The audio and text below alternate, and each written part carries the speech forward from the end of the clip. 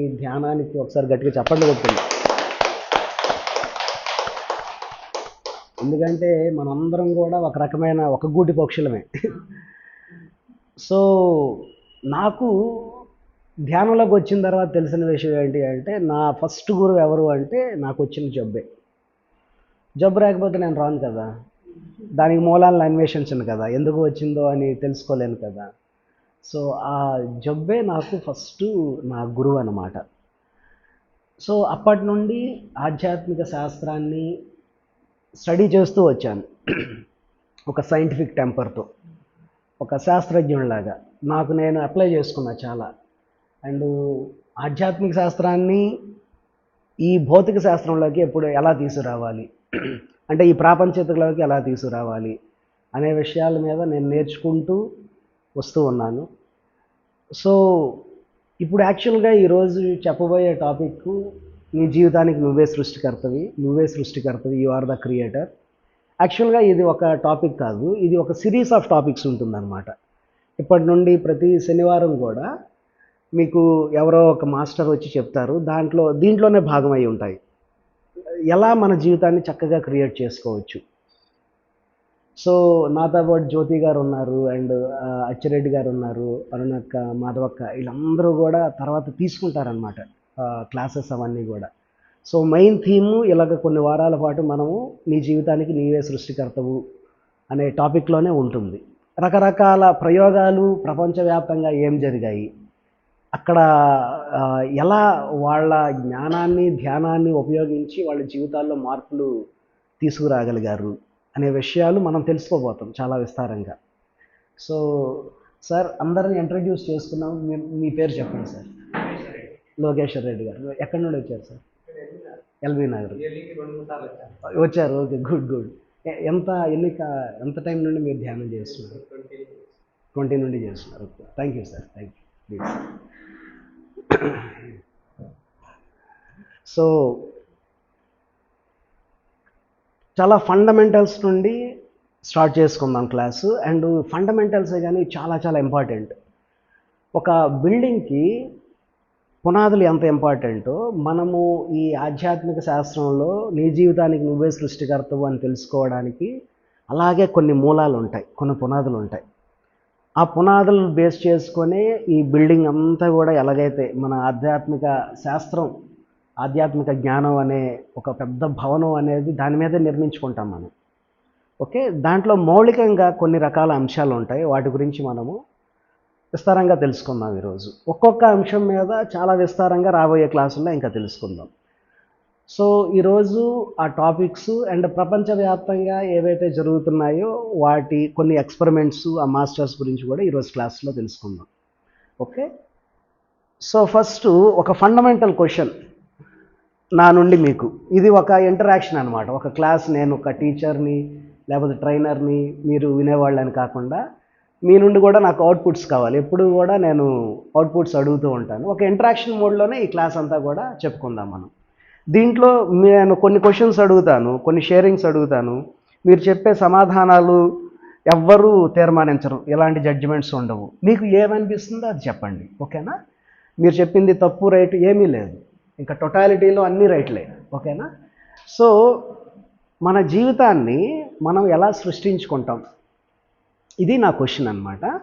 ఒక్కసారి కళ్ళు మూసుకోండి, జస్ట్ ఒక 20 సెకండ్స్. ఈ క్వశ్చన్ మీ అంతరంగంలో మీరు అడగండి.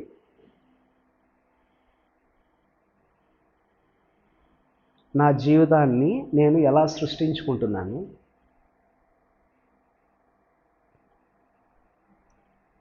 ఏ ఏ అంశాలు ఈ సృష్టిలో భాగమై ఉంటాయి?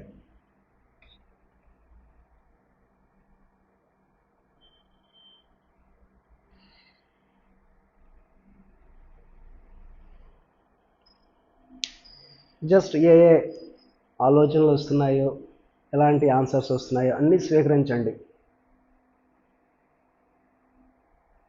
ఓకే ఫ్రెండ్స్, నెమ్మదిగా ఓపెన్ చేయండి.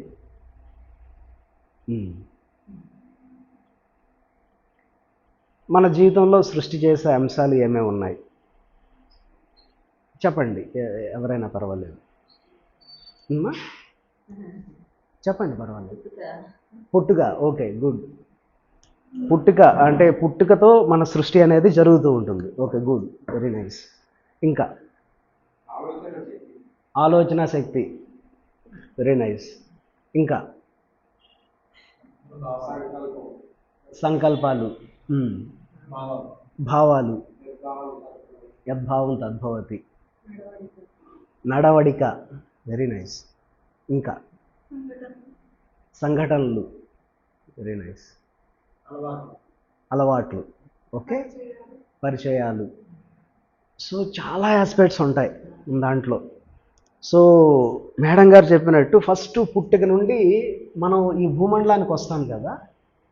భూమండలానికి ముందు మనం ఎక్కడ ఉంటామో తెలియదు, కానీ ఈ భూమండలానికి తల్లి గర్భం ద్వారా వస్తాం. ఇక్కడికి వచ్చిన తర్వాత ఒక చిన్న పిల్లవాడిగా మనం ఉన్న మనకి ఎదిగే క్రమంలో కొన్ని రకాల మౌలికమైన అంశాలు మన జీవితంలో ప్రవేశిస్తాయి. ఆ అంశాల ద్వారా మనం మన జీవిత నిర్మాణాన్ని అనేది మనం సృష్టి అనేది చేసుకుంటూ ఉంటాం. దాంట్లో ఫస్ట్ ఆలోచనలు,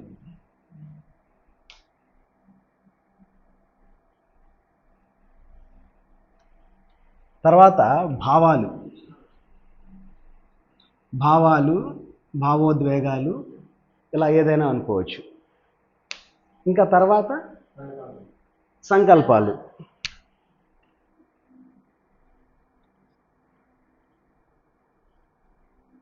ఇంకా మేడం చెప్పారు చేష్టలు, నడవడిక అంటే చేష్టలు, మనం చేసే చేష్టల ద్వారా మనము చాలా సృష్టించుకుంటాం. ఇంకా సంఘటనలు, పరిచయాలు, సంబంధ బాంధవ్యాల నుండి కూడా మనము మన జీవిత నిర్మాణాన్ని చేసుకుంటాం. సో ఇవి పునాదులు. మన జీవితం మనకి అర్థం కావడానికి మనకి ఉన్న మౌలికమైన పునాదులు అన్నమాట ఇవి. మనం చేసే ఆలోచనలు, మనం చేసే సంకల్పాలు, మనం ఫీల్ అయ్యే ఎమోషన్స్, భావాలు అంటాం. తర్వాత మనం చేసే పనులు, ఓకే. తర్వాత అలవాట్లు, మన బిహేవియర్స్ కొన్ని ఉంటాయి. ఆ అలవాట్ల నుండి కూడా మనము నేర్చుకుంటాం. అండ్ తర్వాత మనకి ఒక నమ్మక వ్యవస్థ అనేది ఉంటుంది, నమ్మకాలు, ఇవన్నీ కూడా పునాదులు. ఇన్ఫ్యాక్ట్ నిజం చెప్పాలంటే ఈ అంశాలు లేకుండా మనం ఒక్క క్షణం కూడా మన జీవితాన్ని మనం గడపలేం. అవునా కాదా? మనం రెండు రకాల మనుషులు, ఒకటి కళ్ళు ఓపెన్ అయిన తర్వాత, ఇంకోటి కళ్ళు మూసుకున్న తర్వాత కదా. కళ్ళు ఓపెన్ అయిన తర్వాత ఈ ప్రపంచాన్ని మనం ఎలా అర్థం చేసుకుంటాం? ప్రపంచాన్ని ఎలా అర్థం చేసుకుంటాం కళ్ళు ఓపెన్ అయిన తర్వాత? సో ఈ జ్ఞానేంద్రియాలు ఉంటాయి, ఓకే. కళ్ళతో చూసే ప్రపంచాన్ని మనం అర్థం చేసుకుంటాం, చెవులతో వినే ప్రపంచాన్ని అర్థం చేసుకుంటాం, వాసన, టేస్ట్, స్పర్శ, వీటి ద్వారా మనకి జ్ఞానం అనేది వస్తూ ఉంటుంది. ఈ జ్ఞానం ఏదైతే తీసుకుంటున్నామో బాహ్య ఇంద్రియాల నుండి, అంటే ఫస్ట్ ఒక చిన్న పిల్లవాడు బయటకు వస్తాడు తల్లి గర్భం నుండి. తల్లి గర్భం నుండి వచ్చిన పిల్లవాడు వాడు భయభ్రాంతుడికి గురవుతాడు. ఎందుకంటే అప్పటి వరకు 9 నెలలు తల్లి గర్భంలో ఉన్నాడు. తల్లి గర్భంలో ఒక వెచ్చగా, ఒక ఉమ్మినీరు, చాలా సేఫ్ ఫీలింగ్స్ ఉంటాయి. అక్కడ ఏంటి అంటే కొన్ని బౌండరీస్ ఉంటాయి అన్నమాట. బౌండరీస్ అంటే ఒక రకమైన సురక్షితమైన వ్యవస్థ అనేది ఉంటుంది. లోపల ఉంటాడు, చాలా చక్కగా ఉంటాడు అక్కడ, ఎలాంటి ఇబ్బంది లేదు, తను తినక్కర్లేదు. ఎందుకంటే తల్లి ఏదైతే ఆహారం తీసుకుంటుందో ఆహారమే బిడ్డకి కూడా వెళ్తూ ఉంటుంది. ఆ అంబలికల్ కార్డ్ అంటారు, పెద్ద ఏంటది ఏమంటారు అంబలికల్ కార్డ్ని? పెద్ద పేగు, బొడ్డు తాడు అంటాం కదా, దాని నుండి ఆహారం అనేది మొత్తం అంతా కూడా వెళుతూ ఉంటుంది. చాలా వెచ్చగా ఉంటుంది, ఎందుకంటే ఉమ్మినీరు ఎప్పుడు కూడా చాలా వెచ్చగా ఉంటుంది. ఒక రకమైన సంగీతం కూడా, తల్లి హార్ట్ బీట్ ఎలాగైతే ఉంటుందో ఆ సంగీతాన్ని కూడా చాలా చక్కగా వింటూ ఉంటాడు. 9 నెలలు దాంట్లో ఏంటి అంటే మొదటి 3 నెలల నుండే నేర్చుకోవడం అనేది స్టార్ట్ అవుతుంది. ఫస్ట్ ఏంటి అంటే చేతులు, కాళ్ళు, ఈ అవయవాలు అనేది నెమ్మదిగా వస్తూ ఉంటాయి, అన్నీ జనరేట్ అవుతూ ఉంటాయి. ఒక చిన్న పిండంగా ఉండే ఆ పిండం నుండి ఒక శారీరక వ్యవస్థ అనేది స్టార్ట్ అవుతూ ఉంటుందన్నమాట. ఆ శారీరక వ్యవస్థ స్టార్ట్ అయినప్పుడే తను నేర్చుకోవడం అనేది స్టార్ట్ అవుతుంది. మనం అనుకుంటాము బిడ్డ బయటకు వచ్చిన తర్వాత ఒక 2 సంవత్సరాలకో సంవత్సరంన్నరకో మాట వస్తుంది, అప్పుడప్పుడు నేర్చుకుంటూ ఉంటాడు, నెమ్మదిగా అర్థం చేసుకుంటూ ఉంటాడు, అర్థం చేసుకున్న తర్వాత ప్రపంచంతో ఇంటరాక్ట్ అవుతూ ఉంటాడు, అప్పుడు నేర్చుకోవడం అనేది స్టార్ట్ అవుతుంది అని అనుకుంటాం. కానీ ఒక పిల్లవాడికి నేర్చుకోవడం అనేది తను తల్లి గర్భంలో 4 నెలల వయసు ఉన్నప్పటి నుండే స్టార్ట్ అవుతుంది. తల్లి తాలూకా భావోద్వేగాలు తీసుకుంటాడు, తల్లి తాలూకా ఆలోచనలు కూడా తీసుకుంటూ ఉంటాడు. మనకి కొన్ని స్టోరీస్ ఉన్నాయి కదా, ఏంటి అంటే అభిమన్యుడు విన్నాడు తల్లి గర్భంలో ఉన్నప్పుడు చక్రవ్యూహం గురించి, మాస్టర్ ధ్రువుడు తల్లి గర్భం నుండి, అష్టావక్రుడు.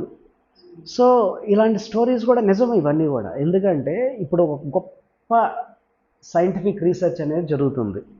అది ఏంటి అంటే ప్రీనేటల్ కమ్యూనికేషన్ అంటారనమాట. ఫారిన్ కంట్రీస్లో, మన కంట్రీలో కాదు కానీ బయట దేశాల్లో ఈ కమ్యూనికేషన్ అనేది ఎలా జరుగుతుంది. కొన్ని దేశాల్లో అవి ఒక బేస్ లైన్గా పెట్టారనమాట.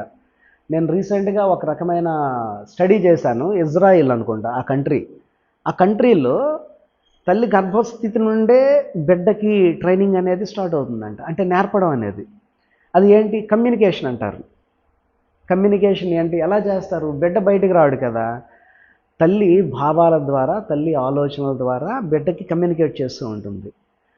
తండ్రి ఆ పొట్ట మీద ఇలా చెయ్యి పెట్టి తన ప్రేమని వ్యక్తపరుస్తూ ఉంటాడు, తను చెప్తూ ఉంటాడు, తల్లి ద్వారా వింటూ ఉంటుంది బిడ్డ.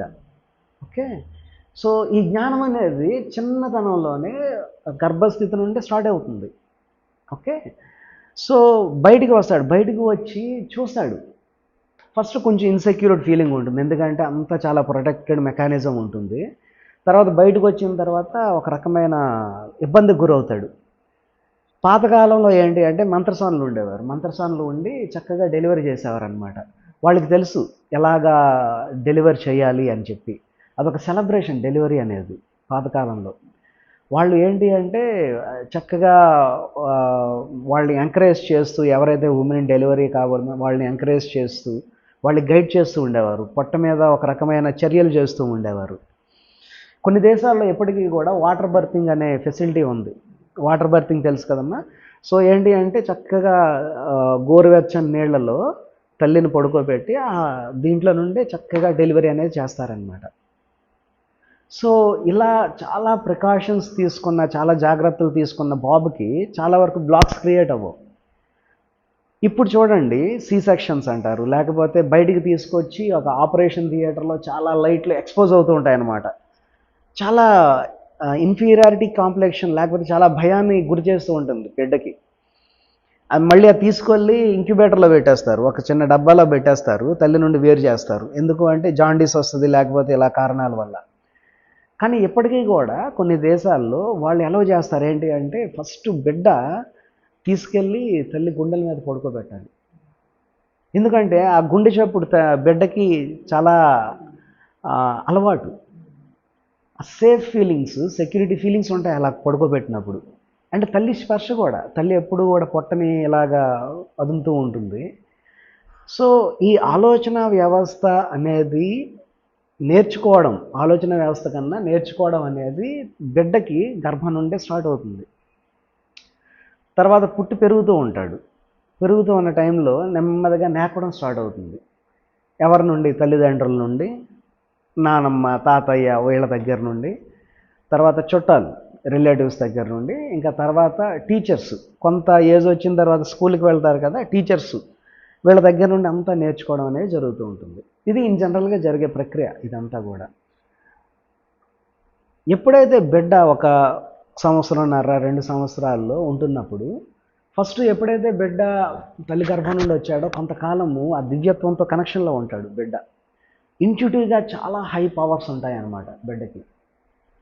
ఎలా అంటే ఎంత శక్తి ఉంటుందంటే ఒక స్వచ్ఛమైన బిడ్డకి, అంటే అప్పుడే కండిషన్స్ ఏమీ లేని బిడ్డకి, నేను ఎక్కడో చదివాను, 3 రోజుల్లోనే కేవలం ఈ ప్రపంచంలో ఉన్న భాషలన్నీ నేర్చుకోగలడంట. అంత కెపాసిటీ ఉంటుందంట, అంత వైబ్రెంట్గా ఉంటుంది. తన క్యాపబిలిటీ నేర్చుకునేది. అప్పటికి మనసు అనేది రాదు, ఇంకా దివ్యత్వంతో కనెక్షన్లో ఉంటాడు. చూడండి, అప్పుడు ఆ దివ్యత్వంలో కనెక్షన్ ఉన్న బిడ్డను చూస్తే మనకి దివ్యమైన ఫీలింగ్స్ వస్తూ ఉంటాయి. ఒక చిన్న పిల్లవాడిని చూడండి, పడుకుంటున్న ఆ దేవుడు ఎక్కడున్నాడంటే మనం ఎక్కడ ఎతకక్కర్లా, ఆ పిల్లవాడి కళ్ళల్లో చూస్తే తెలుస్తుంది, చిరునవ్వులో. అంతే. ఏంటి అంటే ఈజ్ మిరాక్యులస్ బీయింగ్, అంతే.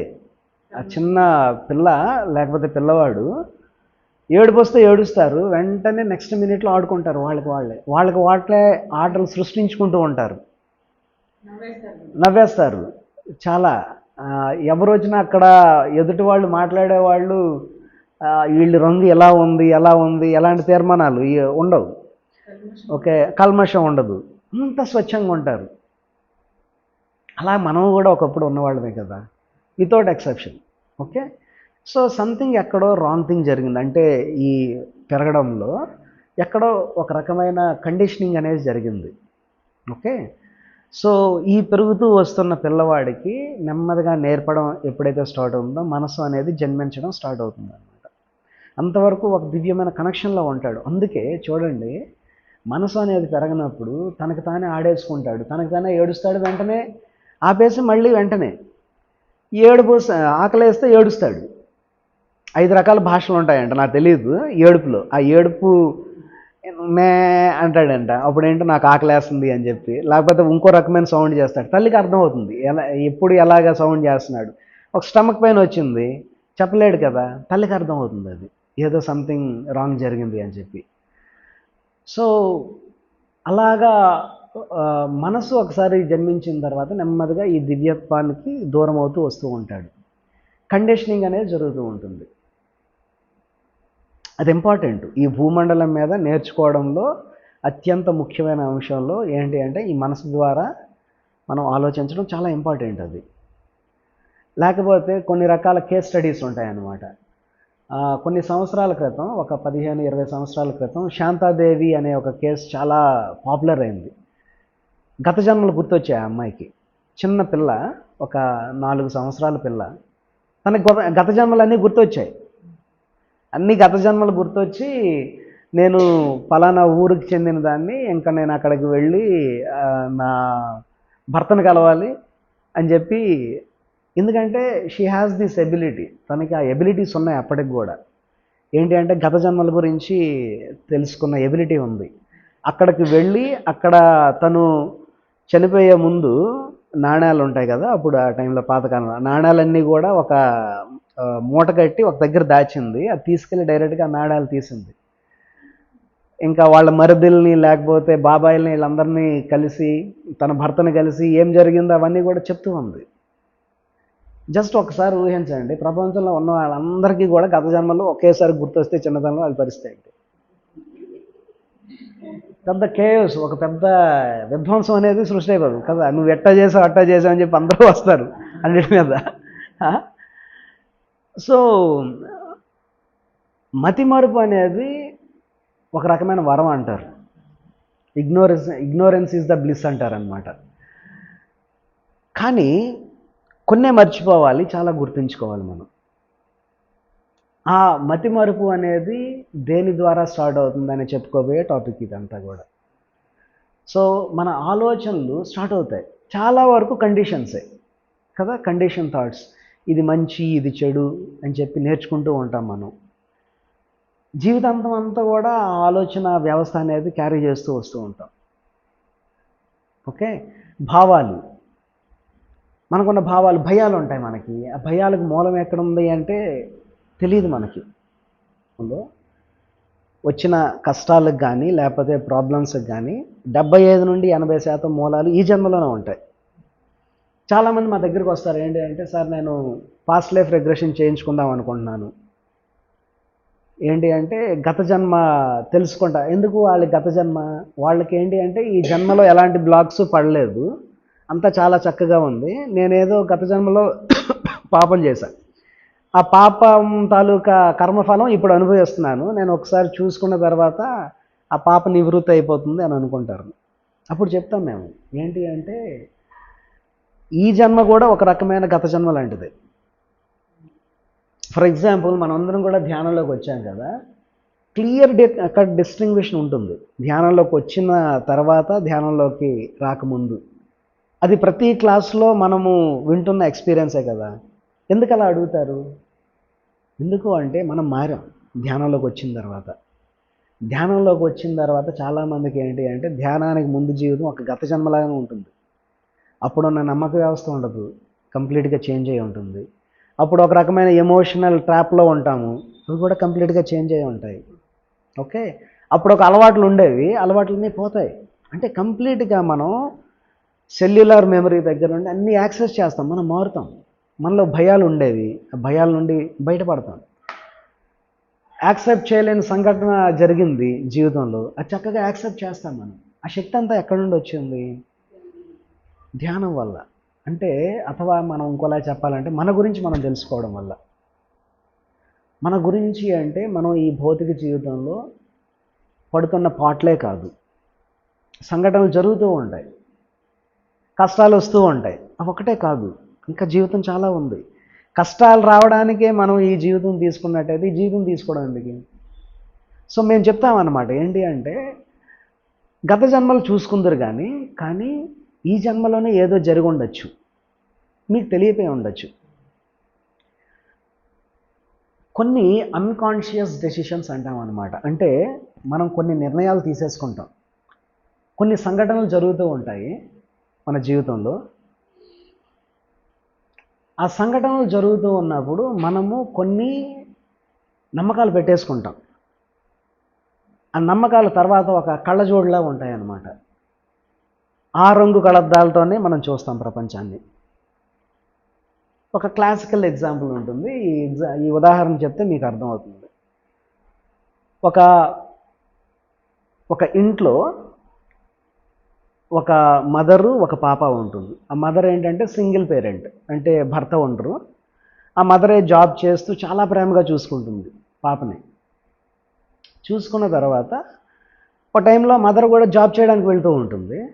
ఈ పాప ఏంటంటే చాలా ఆనందంగా, చాలా చలాకీగా ఉంటుంది చిన్నప్పటి నుండి. ఎలా అంటే ఆ పాప చాలా చక్కగా పాడుతూ ఉంటుంది, చక్కగా డ్యాన్స్ చేస్తూ ఉంటుంది, ఆటలాడుకుంటూ ఉంటుంది తనకు తానే. తల్లి బిడ్డ మీద చాలా ప్రేమ, బిడ్డ కూడా తల్లి మీద చాలా ప్రేమ.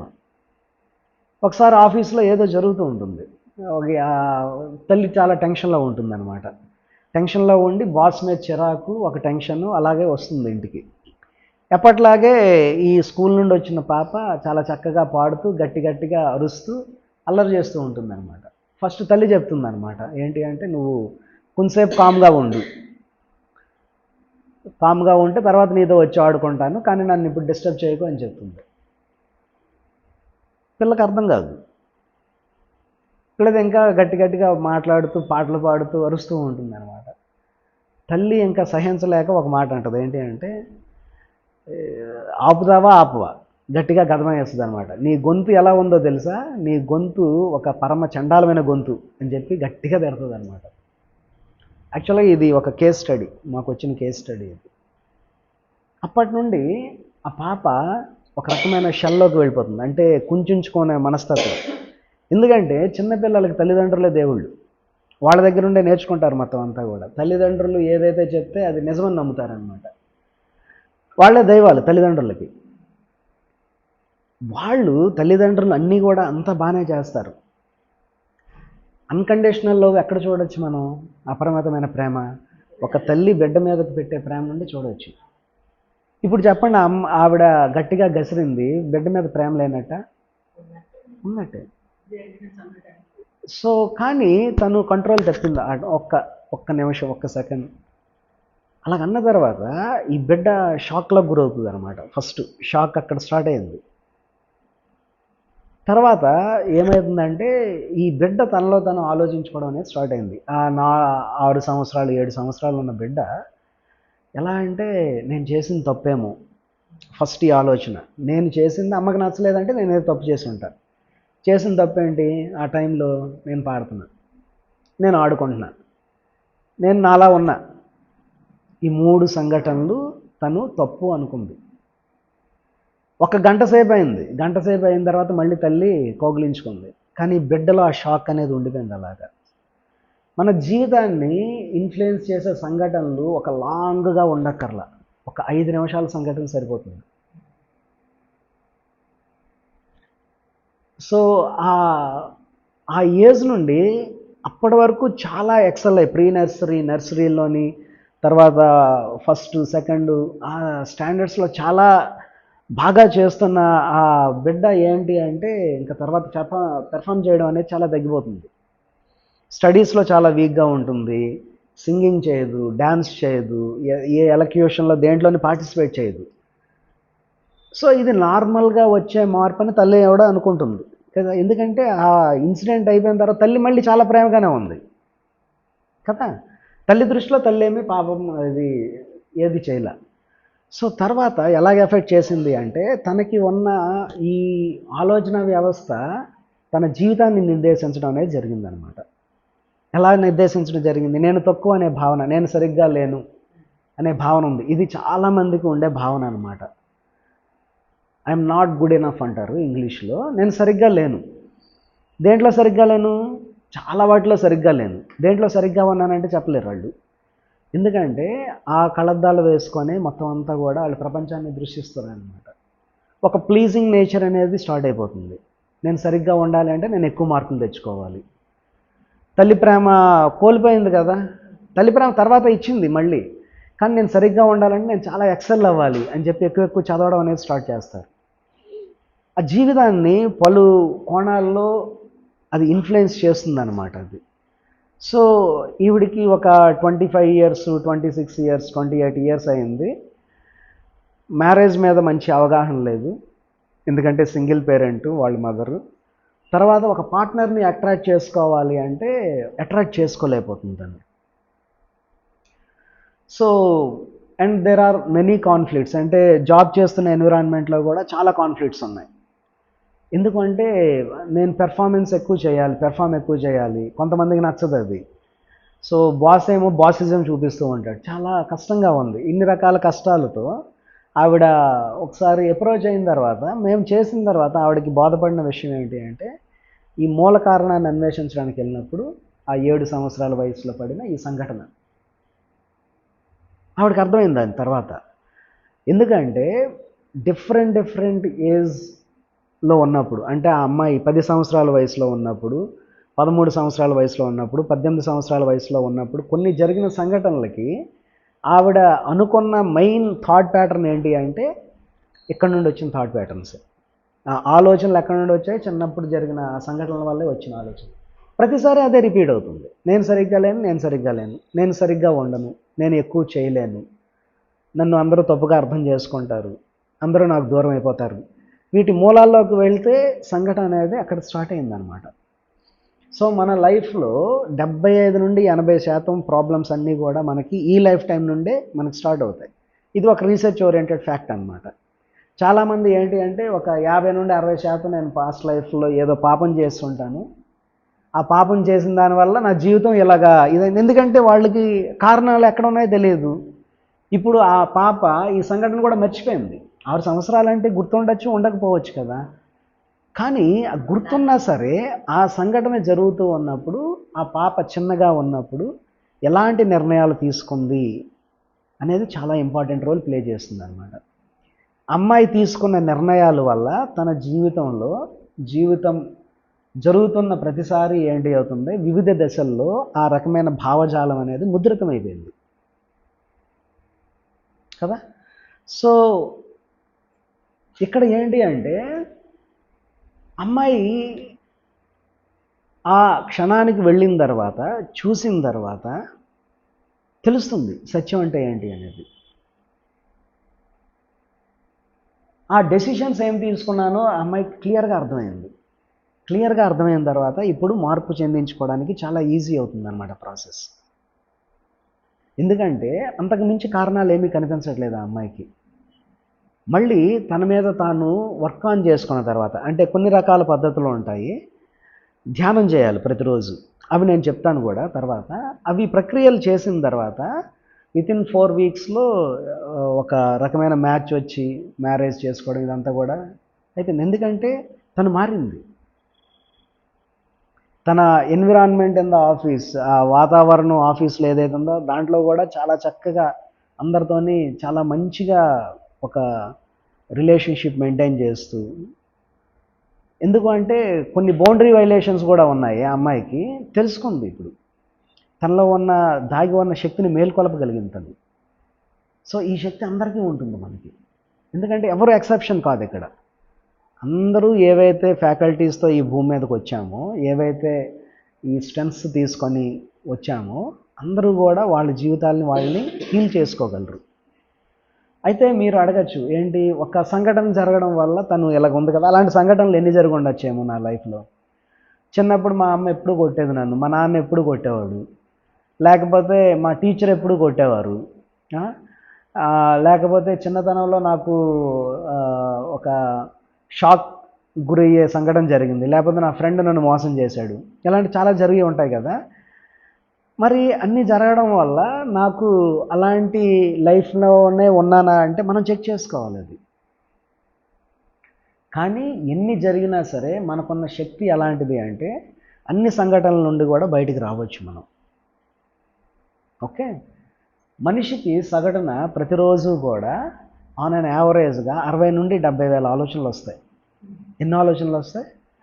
60 నుండి 70 వేల ఆలోచనలు. మనం నమ్మం, కానీ ఒక పెన్ను పేపరు పెట్టుకొని మనం కూర్చుంటే చూసిన చూపు, నేను ఇలా చూస్తున్నాను, ఇక్కడ ఒక 10 మంది ఉన్నారు, నేను ప్రతి మనిషిని చూసినప్పుడు ఒక్కొక్క ఆలోచన వస్తుంటుంది నాకు కదా.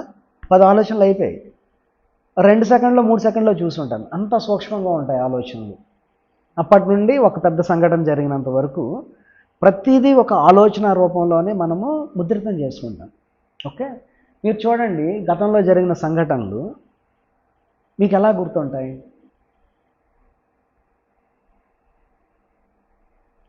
గతంలో ఒక సంఘటన జరిగింది, ఓకే, అది మీకు ఎలా గుర్తుంటుంది?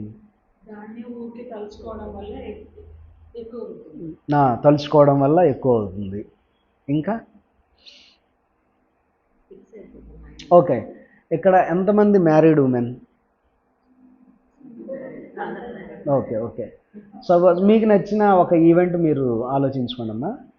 సో మీ మ్యారేజ్ని గుర్తు తెచ్చుకోండి, కరెక్ట్గా ఆ టైంలో తాళి కట్టే టైంలో అదంతా అందరికి గుర్తుందా? పోనీ మ్యారేజ్ గుర్తు,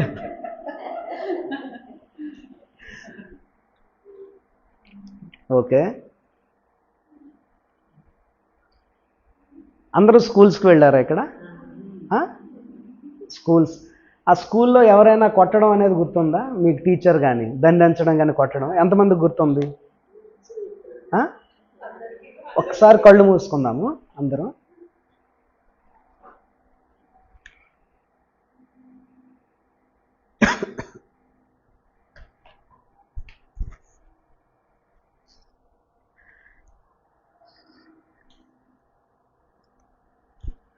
మీకు మీరు పర్మిషన్ తీసుకొని ఆ క్షణానికి ఒక్కసారి గతంలో చిన్నతనంలో స్కూల్లో కానీ ఇంట్లో కానీ దండించిన సంఘటన ఒకసారి గుర్తెచ్చుకోండి.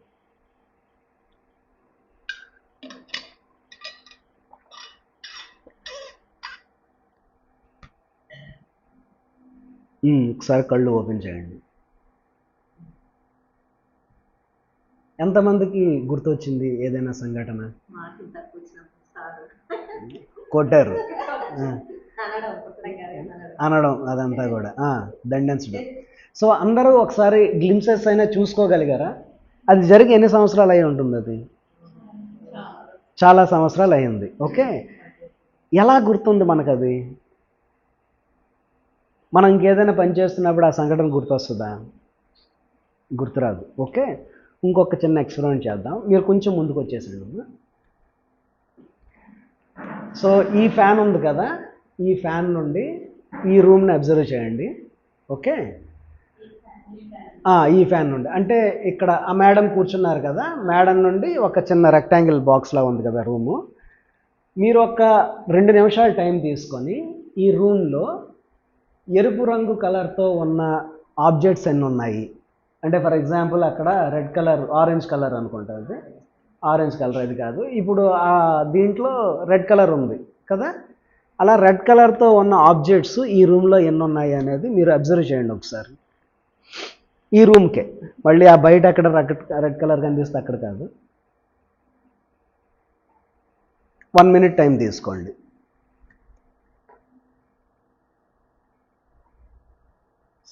నేను ఇది లెక్క పెట్టాను. ఇది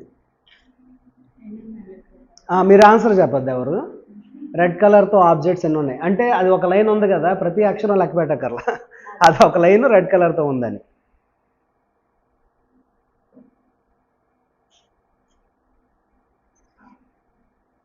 మనం కూడా ఉన్నాం రూమ్లో రెడ్ కలర్తో ఉన్న ఆబ్జెక్ట్స్. జస్ట్ మీ ప్లేస్లో ఉంది ఏదైతే కనిపించిందో అది కనిపించింది. ఓకేనా? ఓకే, ఒకసారి కళ్ళు మూసుకోండి అందరూ.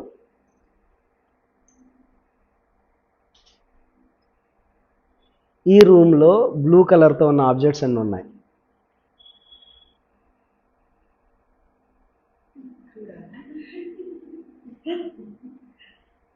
చూసామా బ్లూ కలర్తో ఉన్న ఆబ్జెక్ట్స్? సో ఈ ఎక్స్పెరిమెంట్ చిన్నదే experiment, but it's very powerful experiment. ఇది మనం ఏదైతే కోరుకుంటామో అదే చూస్తాం. ఓకే, మనకి ఏదైతే నిజం అనుకుంటామో అదే నమ్ముతాం. ఎవరైతే మంచి వాళ్ళు మంచే చూస్తాం, ఎవరైతే చెడ్డ వాళ్ళు చెడే చూస్తాం. మన జీవితం పట్ల మనం ఏమనుకుంటున్నాం? మనకున్న సమస్యలు ఉన్నాయి, సమస్యల నుండి పడగలిగే శక్తి మనకుంది అనుకుంటున్నామా లేదా? ఆ శక్తి అనేది నిర్ధారిస్తుంది ఆ సమస్యల నుండి బయటికి పడే శక్తి. మనం చూడలేదు, చూడకపోతే మన ఉనికిలో ఉండదు అది. ఏదైనా సత్యం మనకు అనిపిస్తుంది. ఇప్పుడు నాకు అనిపించింది కదా, ధ్యానంలోకి వచ్చే ముందు చాలా గౌరవభావం ఉంది ధ్యానం అంటే, కానీ చేసేవాడిని కాదు. కానీ ధ్యానం గొప్పతనం నాకు ఎప్పుడు తెలిసింది? నేను చేసిన తర్వాత నాకు తెలిసింది.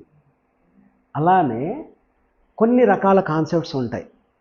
దాంట్లో ఏంటి అంటే ఫస్ట్ ఫార్ములా, మన జీవితానికి మనమే సృష్టికర్తలు. మన జీవితం మనమే సృష్టించుకున్నాం. ఇది మనకి నచ్చినా నచ్చకపోయినా సరే ఇది సత్యం. ఎంత సృష్టించుకున్నామంట? కొంత కాదు, ఎక్కువ కాదు, అంత. ఈరోజు మనం ఇక్కడ కూర్చొని ఇలాగ వినాలి, లేకపోతే ఇక్కడ అటెండ్ అవ్వాలి అనేది మనం సృష్టించుకున్నాం. మీకు వేరే పనులు చాలా ఉండొచ్చు, but you have come here, ఇక్కడికి వచ్చారు. లేకపోతే ఈ సృష్టి అనేది జరిగి ఉండేది కాదు. మీలో ఏ ఒక్కరు రాకపోయినా సరే ఈ క్లాస్ అనేది జరిగేది కాదు. అంతగా సృష్టి అనేది చేసుకుంటాం మనం మన జీవితంలో.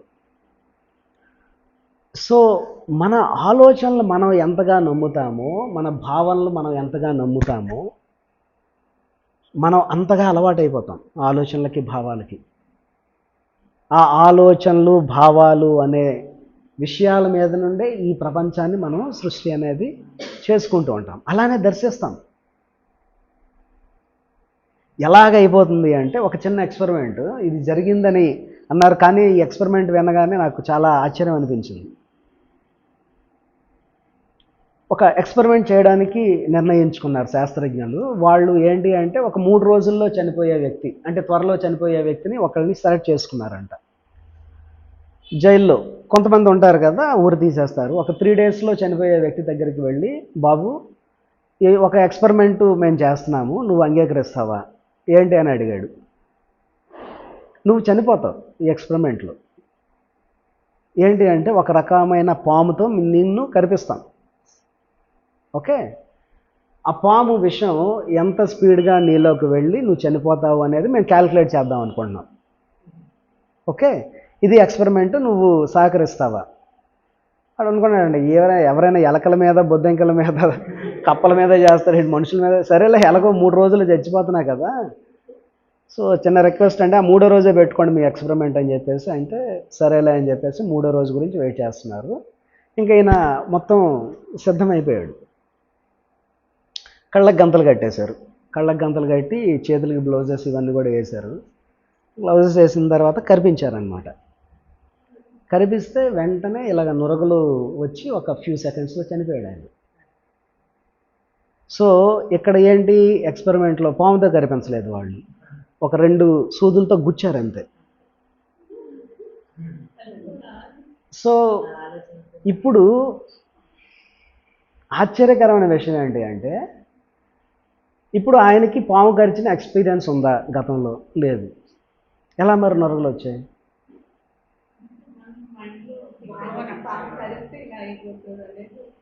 ఉంటుంది, అలా ఉంటుంది. అండ్ తర్వాత ఒక ఫ్యూ సెకండ్స్లోనే చనిపోయాడు ఆయన. ఎలా జరిగింది అది? ప్రోగ్రామ్ అయింది. భావంతో ఉండి అది చనిపోయాడు అనుకున్నాడు. ఇప్పుడు హైలైట్ ఏంటి అంటే రిపోర్ట్స్ బయాప్సీకి లేకపోతే పోస్ట్ మార్టంకి పంపించారు బాడీ. పోస్ట్ మార్టంలో బాడీ పాము కాటు వల్ల చనిపోయిందని వచ్చింది.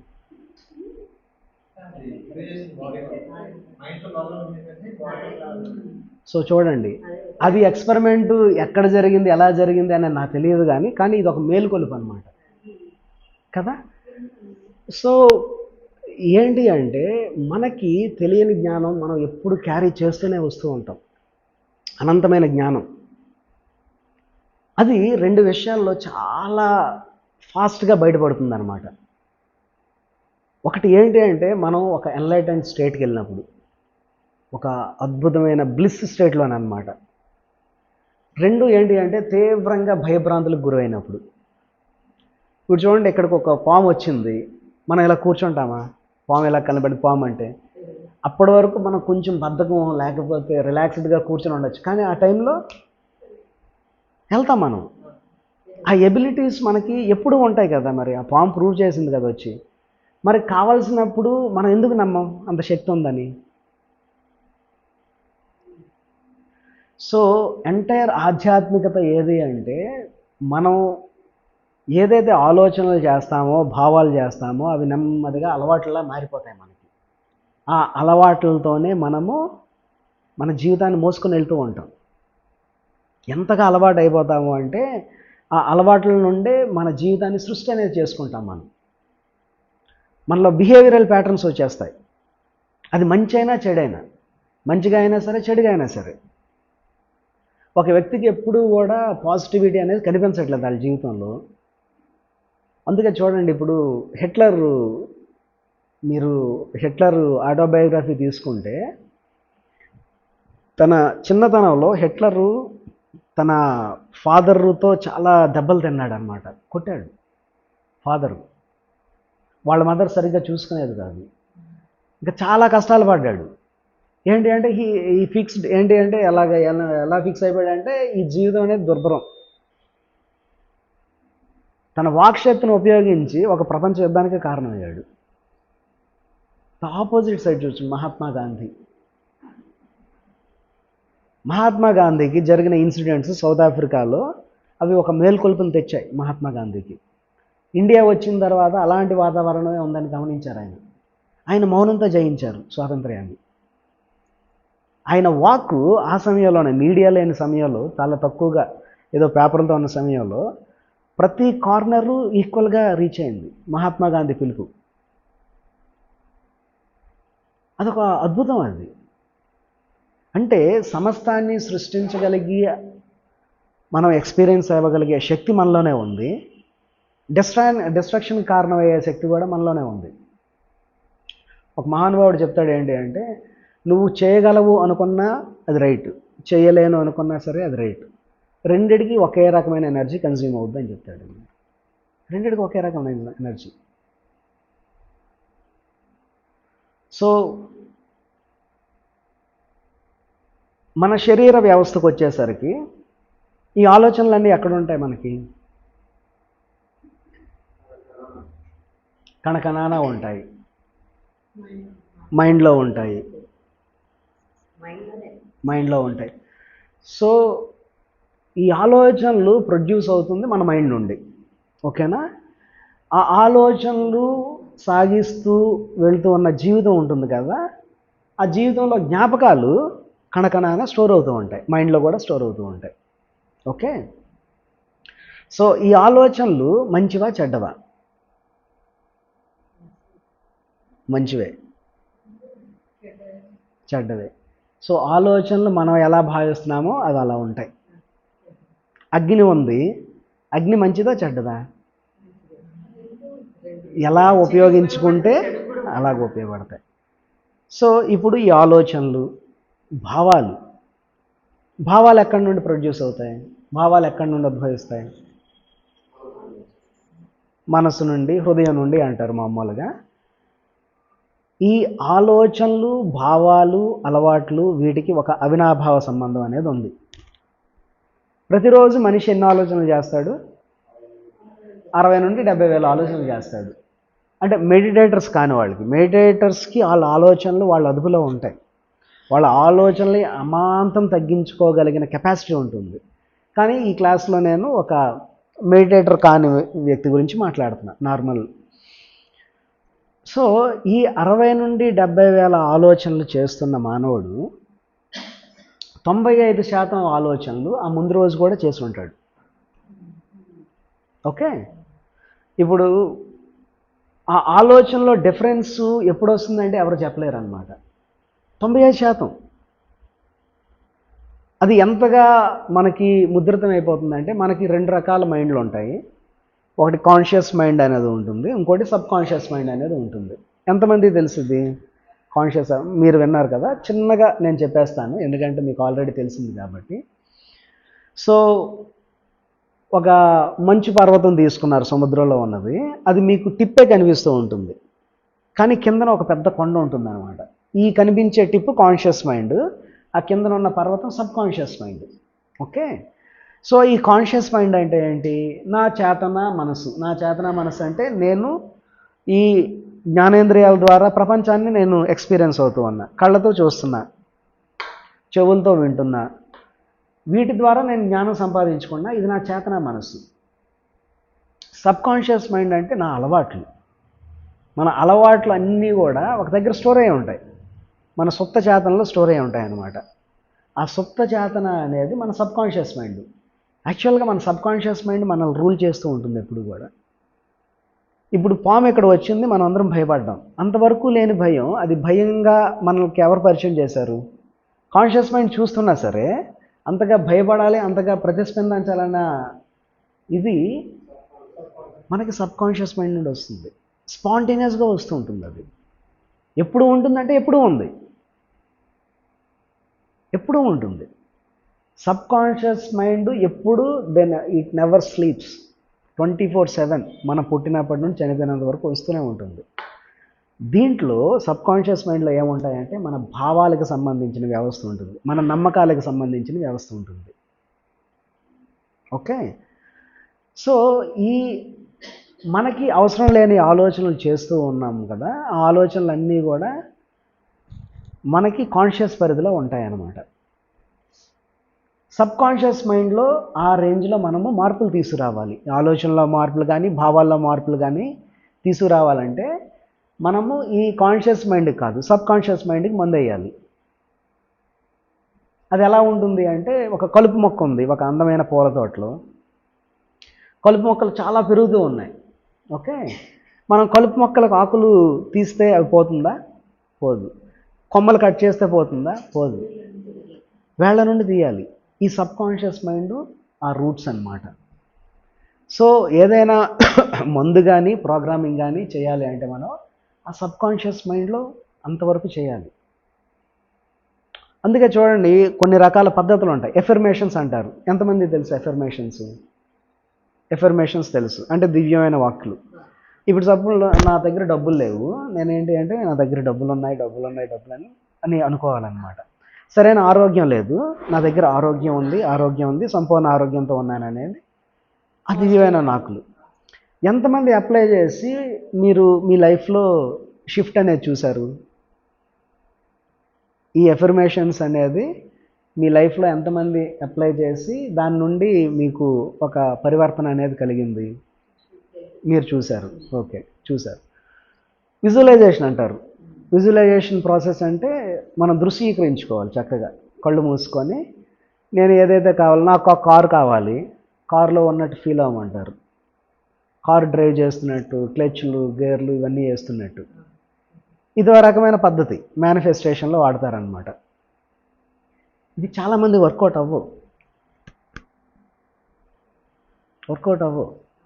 మరి తప్ప కాదు, ప్రపంచంలో కొన్ని లక్షలాది మంది ఉన్నారు ఇది చేసుకొని. ఎందుకు వర్కౌట్ అవ్వ అంటే వాళ్ళు ఫీల్ అవ్వలేరు. ఎప్పుడైనా సరే దివ్యమైన వాక్కులు కానీ లేకపోతే విజువలైజేషన్ కానీ మనం దేని మీద పెడతాం? దేని మీద మనం విజువలైజేషన్ లేకపోతే ఎఫర్మేషన్స్ చేస్తాం? మన దగ్గర లేని వాటి మీద. కానీ దేని మీద అప్లై చేస్తాం? మన దగ్గర లేని దగ్గర కదా. సంబంధ బాంధవ్యాలు బాగలేదు, నాకు మా ఆయన గారికి లేకపోతే మా భార్యకి సంబంధ బాంధవ్యాలు బాగున్నాయి ఫీల్ అవ్వలేము. ఎందుకంటే రియాలిటీలో కళ్ళు ఓపెన్ చేసిన తర్వాత కొడుతూ ఉంటారు. ఎలా ఫీల్ అవుతారు? యాక్సెప్టెన్స్ రాదు కదా. డబ్బులు లేవు, డబ్బులు ఉన్నాయి, మళ్ళీ కళ్ళు ఓపెన్ చేసిన తర్వాత మళ్ళీ అన్నీ ప్రాపంచికంగా వచ్చిన తర్వాత అన్నీ కనిపిస్తూ ఉంటాయి, మనకే తెలుస్తూ ఉంటుంది. మన అబద్ధం మనం యాక్సెప్ట్ చేయగలమా? ఏదైతే యాక్సెప్ట్ చేయలేమో అది ఫీల్ అవ్వగలమా? ఫీల్ అవ్వలేము. చాలామందికి వర్కౌట్ కావు. కానీ ఎవరికి వర్కౌట్ అవుతాయి, ఏ పరిస్థితుల్లో వర్కౌట్ అవుతాయి అనేది ఇప్పుడు మనం డిస్కస్ చేద్దాం. ఓకే, సో ఫస్ట్ ఏంటి అంటే ఉన్న పరిస్థితిని యాక్సెప్ట్ చేయాలి మనం. ఒక అనారోగ్యం ఉంది, నాకు అనారోగ్యం లేదు, నేను చాలా ఆరోగ్యంగా ఉన్నాను అంటే యాక్సెప్ట్ చేస్తుందా బాడీ? చేయదు. మీరు ఎంతగా చెప్తూ ఉంటే అంతగా బాడీ కొడుతూ ఉంటుంది ఆపోజిట్లో. కొడుతుందా లేదా? అరే నాకు పెయిన్ ఉందిరా బాబు, అనారోగ్యం లేదంటావేంటి అంటుందా లేదా బాడీ? సో ఫస్ట్ యాక్సెప్ట్ చేయాలి. ఉన్న రియాలిటీతో మనము యాక్సెప్ట్ చేయలేదు అంటే, అపోజ్ చేస్తున్నాము అంటే మనం మోర్ సఫరింగ్ని క్రియేట్ చేసుకుంటున్నాం, ఇంకా ఎక్కువ బాధని క్రియేట్ చేసుకుంటున్నట్టు. అంతేనా కాదా? రియాలిటీ ఒకటి ఉంది, వాస్తవం ఒకటి ఉంది, ఆ వాస్తవాన్ని మనం అంగీకరించలేదు, అది ఇంకా ఎక్కువ బాధను క్రియేట్ చేస్తూ ఉంటుంది. నచ్చని వ్యక్తులు వాళ్ళు ఉన్నారు, వాళ్ళు ఎందుకు అలా ప్రవర్తిస్తున్నారు, ఎందుకలా వాళ్ళు మారిపోయారు, నేను మారిపోయాను వాళ్ళు ఇది వర్కౌట్ అవ్వదు. ఉన్న రియాలిటీ ఏంటి అంటే ఉన్న వాస్తవాన్ని ఒప్పుకోవాలి మనం. అది మోర్ యాక్సెప్టెన్స్ లెవెల్లోకి. అది బాధాకరంగా ఉంటుంది, బాధ ఉంటుంది కానీ మనకి సఫరింగ్ ఉండదు. మనం ఎప్పుడైతే ఒక వాస్తవాన్ని మనం అంగీకరిస్తామో మనకు సఫరింగ్ అనేది ఉండదు. బాధ సఫరింగు రెండు వేరు. బాధ మనకు తెలుస్తుంటుంది, సఫరింగ్ అనేది మనకి తెలియకుండా ఆపచ్చు. మనం ధ్యానంలోకి వచ్చాము, కొన్ని పరిస్థితులు మారవు, ఇంట్లో వ్యక్తులు మారబోవచ్చు, పరిస్థితులు మారబోవచ్చు, కానీ మనలో చాలా ఆనందం అనేది వస్తుంది. అది ఓకే. అక్కడ బాధ లేదు, అక్కడ బాధ ఉంది కానీ సఫరింగ్ లేదు. వాళ్ళు మారలేదు, బాధ ఉంది, అయ్యా వీళ్ళు మారితే బాగుంటుందని అనుకుంటాం, కానీ సఫరింగ్ లేదు. వాళ్ళు మారైపోయినా పర్వాలేదులే, వాళ్ళకు టైం వస్తుంది అనే అవగాహనతో ముందుకు వెళ్తూ ఉంటాం. అంటే అక్కడ మన ఎనర్జీస్, మన టైంని అనేది మనం వేస్ట్ చేసుకోం కదా. సో ఫస్ట్ ఏంటి అంటే మనకున్న రియాలిటీని మనం యాక్సెప్ట్ చేయాలి. అది రియాలిటీ, అది ట్రూత్ కాదు. అది ఇప్పుడు డబ్బులు లేవు, అది నా రియాలిటీ, కానీ అది సత్యం కాదుగా. రేపనే రోజు నేను సంపాదించచ్చేమో. ఎప్పుడైతే యాక్సెప్ట్ చేస్తామో మనలో ఉన్న అన్కాన్షియస్ బర్డెన్ అంతా కూడా తగ్గుతుంది. మనం ఎప్పుడు కూడా ఈ బాధ అంతా కూడా ఈ భుజాల మీద మోస్తూ ఉంటాం, మన తెలియని బాధ అంతా కూడా. ఏదేదో పరిగెడుతూ ఉంటాం, ఏదేదో చేయాలి అనుకుంటాం, కానీ వర్కౌట్ అవ్వవు. ఒక డాక్టర్ దగ్గరికి వెళ్ళిన తర్వాత డాక్టర్ వెళ్ళండి మందులు ఇచ్చేస్తాడా? పరీక్షిస్తాడు, ఫస్ట్ డయాగ్నోస్ చేస్తాడు, అడుగుతాడు బాబు నీకేంటి బాధ అని. అలా క్వశ్చన్లు అడిగిన తర్వాత ఆ డాక్టర్ ఏం చేస్తాడు, ఆ క్వశ్చన్లన్నీ కూడా స్వీకరించిన తర్వాత ఇప్పుడు నీకు ఈ మందులు అనేది రాసిస్తున్నాను, పలానా టైంకి రా అని చెప్తాడు అనమాట. అంటే డయాగ్నోస్ అనేది వెరీ ఇంపార్టెంట్. మందు తీసుకునే ముందు ఆ డయాగ్నోస్ పార్ట్ అనేది ఉంటుంది, పరీక్షించడం అనేది చాలా ఇంపార్టెంట్ కదా. అలాగా మన బాధ ఏంటి ఉంది అనేది మనం పరీక్షించాలి ఫస్ట్. బేసిక్గా మనం చాలా కోరుకుంటూ ఉంటాము, కానీ మన అనుభవంలోకి ఏం రావాలి అనేది మనం నిశ్చయించుకోం. కారు కావాలని కోరుకుంటాం, కారు కావాలని కోరుకున్నామా లేకపోతే కారులో వెళ్ళి ఆ సౌకర్యాన్ని లేకపోతే ఆ హ్యాపీనెస్ని కోరుకున్నామా అనేది నిశ్చయించుకోవాలి. డబ్బులు కావాలని కోరుకున్నాం, ఎందుకు? ఆ అనుభూతి ఏంటి, దాన్ని నిశ్చయించుకోవాలి. వస్తువుల వెనకాతల పడుతూ ఉన్నప్పుడు మనకి మోర్ సఫరింగ్ అనేది ఉంటుంది. ఇప్పుడు మనం చేసే ప్రాక్టీస్ ఏం ఉంటుంది అంటే, ఆ వస్తువుల వెనకాతల ఉన్న చైతన్య పదార్థాన్ని అర్థం చేసుకోవాలి మనం. ఆ చైతన్య శక్తిని పట్టుకోవాలి మనం. వస్తువుల వెనకాతల పడుతూ ఉంటూ మోర్ సఫరింగ్ ఉంటుంది. కారు కావాలంటే కారు వచ్చేస్తుంది, తర్వాత బెంజ్ కారు వచ్చేస్తుంది, తర్వాత ట్రైను. మనకి ఎందుకంటే మనసుకి ఒక రకమైన లిమిట్ అనేది ఉండదు. బట్ ఎందుకోసం మనం కోరుకుంటున్నామో ఆ క్లారిటీ అనేది చాలా ఇంపార్టెంట్. క్లారిటీ అనేది మనకి లేనంత కాలం కూడా మనకి మోర్ సఫరింగే ఉంటుంది. ఇంకోటి ఏంటి అంటే, ఈ కాన్షియస్ మైండ్తో మనం చూసేదంతా కూడా వస్తు ప్రపంచం, బాహ్య ప్రపంచం. సబ్ కాన్షియస్ మైండ్లో అంతర్ ప్రపంచం అనేది ఉంటుంది. అది యాబ్స్ట్రాక్ట్, అది టచ్ చేయలేము. అది దానికి ఒక లాంగ్వేజ్ ఉంటుంది. ఏంటి అంటే ఆలోచనలు, భావాలు. దానికి ఒక లాంగ్వేజ్ ఉంటుంది అనమాట. సబ్ కాన్షియస్ మైండ్తో మనం టచ్ చేయాలి అంటే, ట్యాప్ చేయాలి అంటే ఫస్ట్ ఈ రెండింటిని మనం అర్థం చేసుకోవాలి. ధ్యానం చేస్తున్నాం మనం. ధ్యానం చేసిన తర్వాత థాట్లెస్ స్టేట్కి వెళ్తాం మనం కదా. ఆలోచన రహిత స్థితి. ఆలోచన రహిత స్థితి అనేది మనకు ఎలా తెలుస్తుంది? ఒక ఆలోచన ఉన్నప్పుడే కదా. ఆలోచన రహిత స్థితి అనేది ఎప్పుడు తెలుస్తుంది మనకి? సరే, ఆలోచనలు ఉన్నాయన్న స్థితి ఎలా తెలుస్తుంది మనకి? ఎరుక. కరెక్ట్. ఎరుక అనేది ఆలోచన నుండి వేరు చేస్తుంది. ఆ ఎరుక్కు తెలుస్తుంది అనమాట ఆలోచన లేని స్థితి. ఎరుక లేకుండా చేసే ధ్యానం అంతగా ఫలితాలు ఇవ్వదు. అందుకే ఎరుక అనేది చాలా ఇంపార్టెంట్. చాలామంది ఇనీషియల్ స్టేజెస్లో మెడిటేషన్లో కూర్చోగానే వెళ్తారు. అది దట్ ఈజ్ నీడెడ్, వాళ్ళకి అవసరం కూడా వాళ్ళకి. ఎందుకంటే అప్పటికే చాలా సమస్యలు, బాధలో ఉంటారు, అలిసిపోతారు. ఇంకా కరెక్ట్, అలిసిపోతారు. ఆ అలిసిన మనసుకి కొంచెం విశ్రాంతి అనమాట వెళ్తుంది. సో ఒకసారి అది కంప్లీట్గా వెళ్ళిన తర్వాత మనం కూడా ఎక్కువ సమయం పడుకోలేము కదా. మహా అయితే 7 గంటలు పడుకుంటే 8 గంటలు పడుకుంటాం. తర్వాత పడుకొని ట్రై చేయండి, పడుకోలేము మనం, ఏదో మత్తు మందులు ఇస్తే తప్ప. సో ఇప్పుడు మనం ఎరుకతో ఉంటాము. ఎరుకతో మనం యాక్సెస్ చేస్తాం. ఆ ఎరుకతోనే మన శ్వాసను కూడా గమనిస్తూ ఉంటాం. ఈ శ్వాసకి ఈ ధ్యానానికి ఎందుకు అంత అవినాభావ సంబంధం? మనం ఫస్ట్ ఈ ఎందుకోసం ధ్యానం చేస్తున్నాం? చాలా రకాల ఆన్సర్స్ వస్తాయి. ఫస్ట్ ఫండమెంటల్గా చెప్పుకోవాలంటే ఈ ఆలోచనలు అనేవి తగ్గాలి కదా, దాని గురించి ధ్యానం చేస్తాం కదమ్మా. సో ఈ ఆలోచనలకి శ్వాసకి సంబంధం ఏంటి? ఆలోచనలు ఎక్కడి నుండి పడతాయి? మనసు. ఓకే. ఎరుక మనసు నుండే పుడుతుంది, ఎరుక కూడా. ఓకే. రెండు ఒకే దగ్గర పుట్టినప్పుడు ఇప్పుడు నాకు ఏం అర్థం అవుతుందంటే, ఇప్పుడు ఈ కెమెరా ఉంది నా ముందున, ఇది కెమెరా అని తెలుస్తుంది కదా. ఇప్పుడు సపోజ్ అంతమంది గురువులు ఉన్నారు, నేను చూస్తూ ఉన్నా కాబట్టి నాకు తెలిసింది. నాకు తెలియని ఒక గురువుని పెట్టారు అనుకోండి, ఆయన గురించి చెప్పండి, నేను చెప్పగలనా? చెప్పలేను. అంటే ఏదైతే ఆలోచనలో, ఏదైతే జ్ఞాపకాల్లో నాకు తెలిసిన జ్ఞానం ఉందో ఆ జ్ఞానాన్ని నేను అక్కడ ప్రదర్శించలేను. నాకు తెలియదు.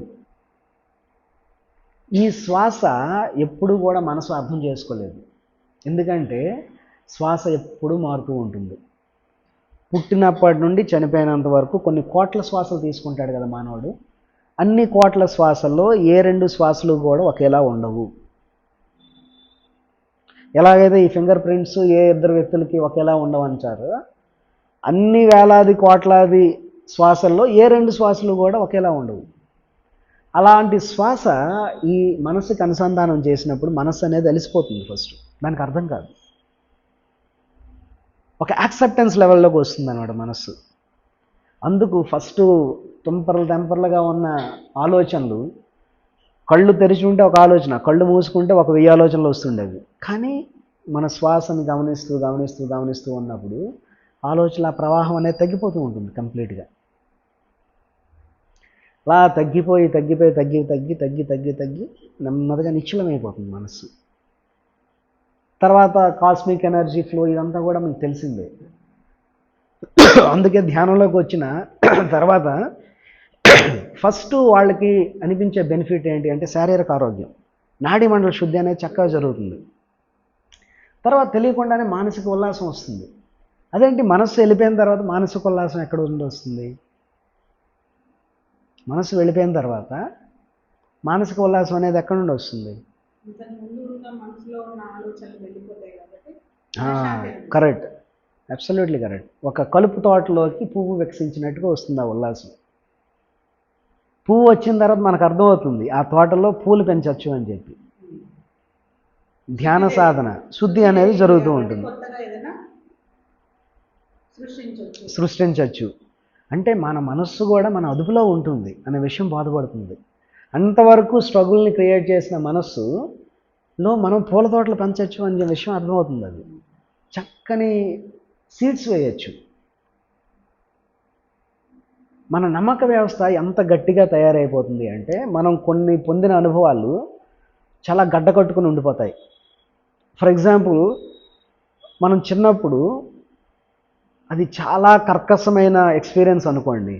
ఇప్పుడు సపోజ్ ఎడాబెడా కొట్టారు ఒక వ్యక్తిని, చిన్న పిల్లవాడిగా ఉన్న బాబుని తీవ్రంగా కొట్టారు.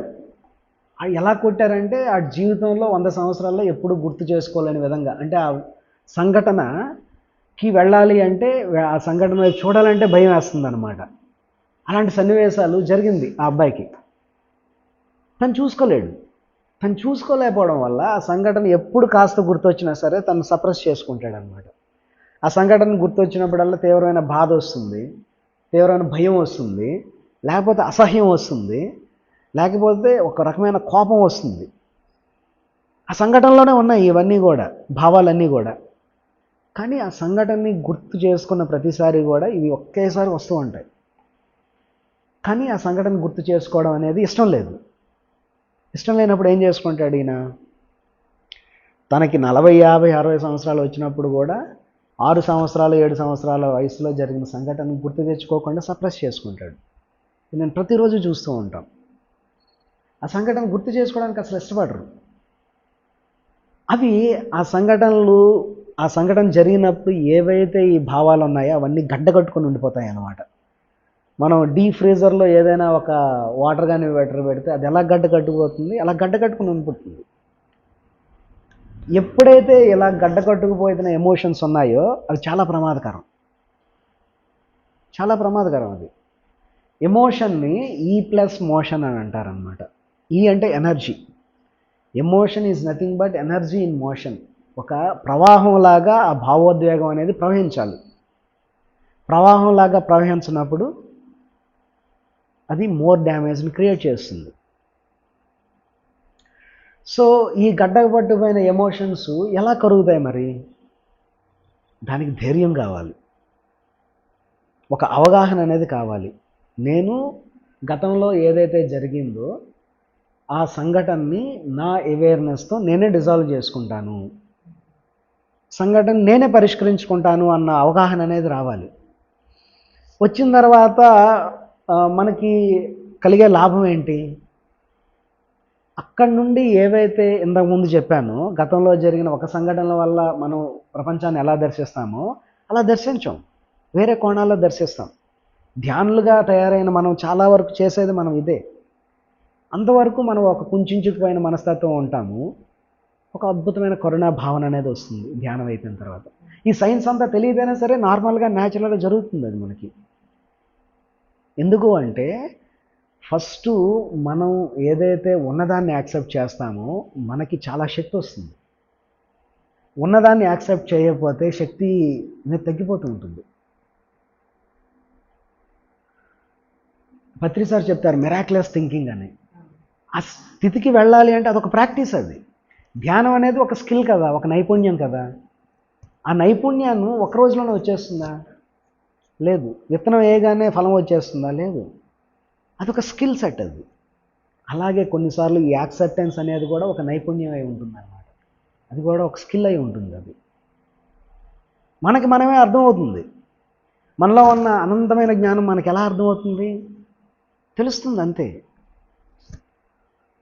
మనం చేయాల్సిందంతా ఒక చిన్న నమ్మకము, విశ్వాసం పెట్టుకోవాలంతే. ఒక ఆవగింజంత విశ్వాసం అంటారు. ఆ విశ్వాసంతో వెళ్ళాలి. ఎక్కడో మనం అందరం కూడా అలాగా ఆ విశ్వాసం పెట్టుకొని, ఒక చిన్న విశ్వాసం పెట్టుకొని స్టార్ట్ చేసిన ప్రయాణం ఇది ఒక టైంలో. వెళుతూ వెళుతూ వెళుతూ ఉండగా ఆ మర్రి విత్తనంలో మర్రి చెట్టుని అనేది చూడగలనే జరుగుతుంది. అందుకే ఇప్పుడు మనం ధ్యానాన్ని వదలగలమా? లేదు. ఎందుకు అంటే అది ఇచ్చిన శక్తి అలాంటిది, మనం ఎక్స్పీరియన్స్ అయ్యాం. ఏది విస్తరించింది, విస్తరించిన చైతన్యానికి చేరుతాం మనం. ఎప్పుడైతే ఆ విస్తారమైన కాన్షియస్నెస్, ఆ చైతన్య పొరలు మనలో వచ్చాయో అది మళ్ళీ ఇర్రివర్సిబుల్ అనమాట. ఇర్రివర్సిబుల్ అంటే ఓ పాలు పెరిగిన తర్వాత పెరుగు పాలు అవుతుందా? అవ్వదు. అలా ఉంటుంది ఆ ఎక్స్పీరియన్స్ అదంతా కూడా.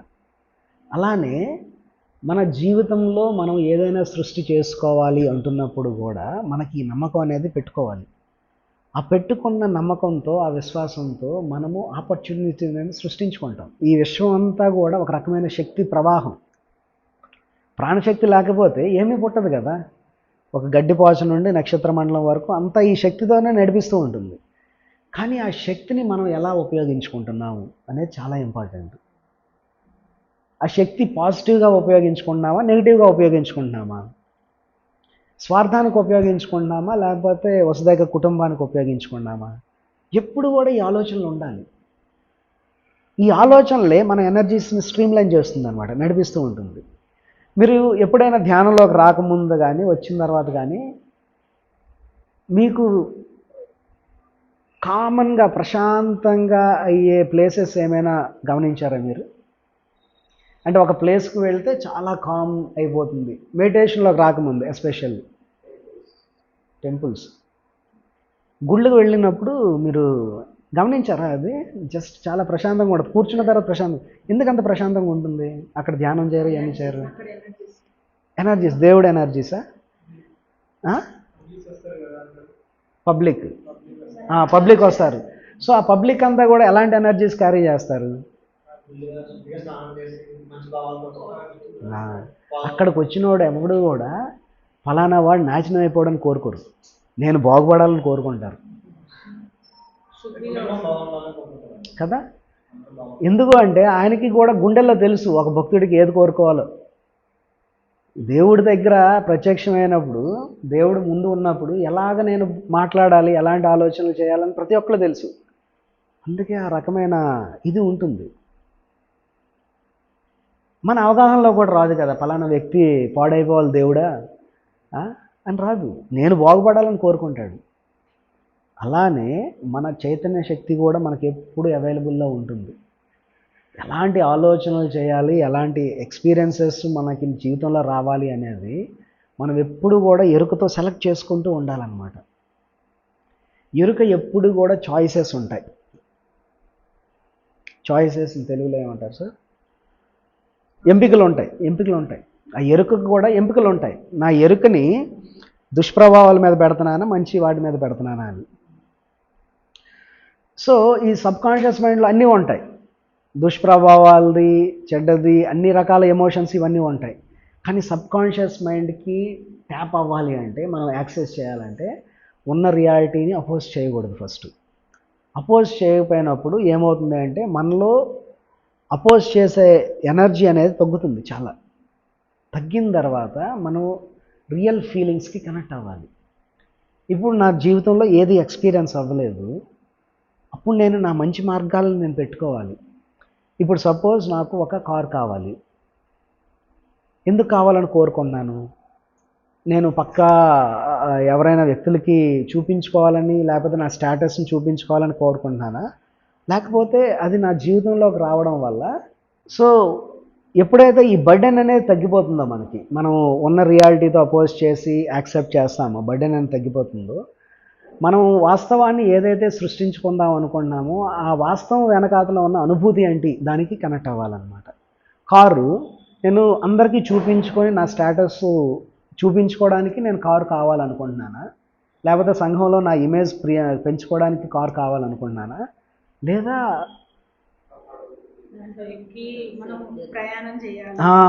ఫలానా ప్లేసెస్కి నేను వెళ్ళొచ్చు, ఫలానా ధ్యాన కార్యక్రమాలు నేను అటెండ్ అవ్వచ్చు, ఇప్పుడు నాకు ఇంకో దొరికింది ఏంటి అంటే లాస్ట్ పిఎంసీది ఇక్కడ నుండి తీసుకుని వెళ్ళాలి అంటే కారులో తీసుకుని వెళ్ళాం. సో ఇలాంటి అద్భుతమైన సహకారాన్ని నేను కోరుకున్నా ఆ కారు నుండి. అప్పుడు కనెక్ట్ అవ్వడం అది కష్టతరం ఏమో అనిపించదు. ఓకే, ఆ టైంలో మనం అది అనుభూతి చెందగలం. అది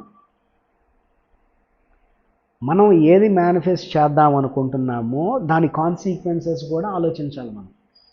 దాని పర్యవసానాలు అంటారు. పర్యవసానాలు అంటే ఎందుకు కోరుకుంటున్నాం, కోరుకునే ముందు దేన్ని కోరుకుంటున్నాము అనేది కూడా చాలా ఇంపార్టెంట్ అనమాట. ఒక క్లారిటీ అనేది చాలా ఇంపార్టెంట్. సో ఈ క్రియేటివ్ విజువలైజేషన్ గురించి ఒక సెపరేట్ క్లాస్ ఉంటుంది జస్ట్ ఫర్ ఇంట్రడ్యూస్ చేయడానికి.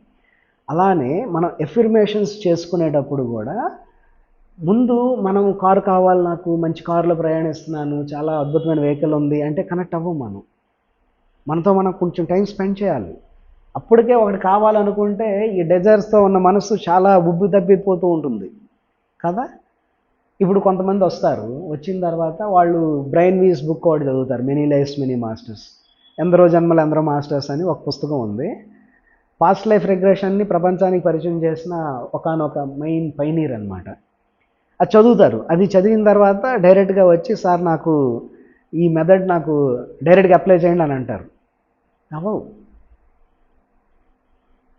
ఎందుకంటే అంత ఆతృతతో వచ్చినప్పుడు, అంత భావావేశంతో వచ్చినప్పుడు వాళ్ళు గత జన్మలు పక్కన పెట్టండి, గత క్షణానికి కూడా కనెక్ట్ అవ్వలేరు వాళ్ళు. మైండ్ ఎప్పుడైతే చాలా యాక్టివ్గా ఉంటుందో మన మేనిఫెస్టేషన్ పవర్ అనేది తగ్గిపోతూ ఉంటుంది. మన భౌతిక ప్రపంచంలో రివర్స్ చూస్తూ ఉంటాం మనం. అది చాలా చాలా ఎక్కువ పనులు ఇవన్నీ కూడా చేయండి రాదు అని ఒక టైంలో అలిసిపోతాం మనం. కానీ మధ్య మార్గాన్ని చూసుకుంటూ వెళ్తూ ఉండాలి మనం. ఎప్పుడైతే ఈ మనసు కంప్లీట్గా యాక్సెప్టెన్స్ చేస్తుందో, యాక్సెప్టెన్స్ అంటే కంప్లీట్గా యాక్సెప్ట్ చేయాలి. ఇప్పుడు నేను విజువలైజ్ చేయలేకపోతున్నాను, అది కూడా యాక్సెప్ట్ చేయాలి నేను. అది యాక్సెప్ట్ చేసినప్పుడే దాని తాలూకా తీవ్రత కూడా తగ్గుతూ ఉంది. ఎఫర్మేషన్స్ చేయలేకపోతున్నాను, అది కూడా యాక్సెప్ట్ చేయాలి. మనతో మనం ఎక్కడ దాక్కోకూడదు. మనతో మనం దాక్కుంటే అందరితోని దాక్కోవాల్సి వస్తుంది అనమాట. మన శక్తిని మనమే దాచేసుకుంటే అందరి దగ్గర శక్తిని లాక్కునే వాళ్ళం అవుతూ ఉంటాం. లేకపోతే వాళ్ళు మన శక్తిని దొంగిలిస్తూ ఉంటారు. ఎప్పుడైతే ఈ యాక్సెప్ట్ చేసిన తర్వాత అదే స్టేట్లో ఉండకూడదు, కానీ అవేర్గా ఉండాలి. యాక్సెప్ట్ చేసిన తర్వాత ఒక రకమైన శక్తి అనేది వస్తుంది. ఆ శక్తితో మనము నా తాలూకా లిమిటేషన్స్ అనేది అర్థమవుతాయి. అంటే నాకంటూ ఒక పరిమితులు ఉంటాయి కదా, ఆ పరిమితులు ఎప్పుడు గుర్తు చేస్తుంటాయి మన మేనిఫెస్టేషన్.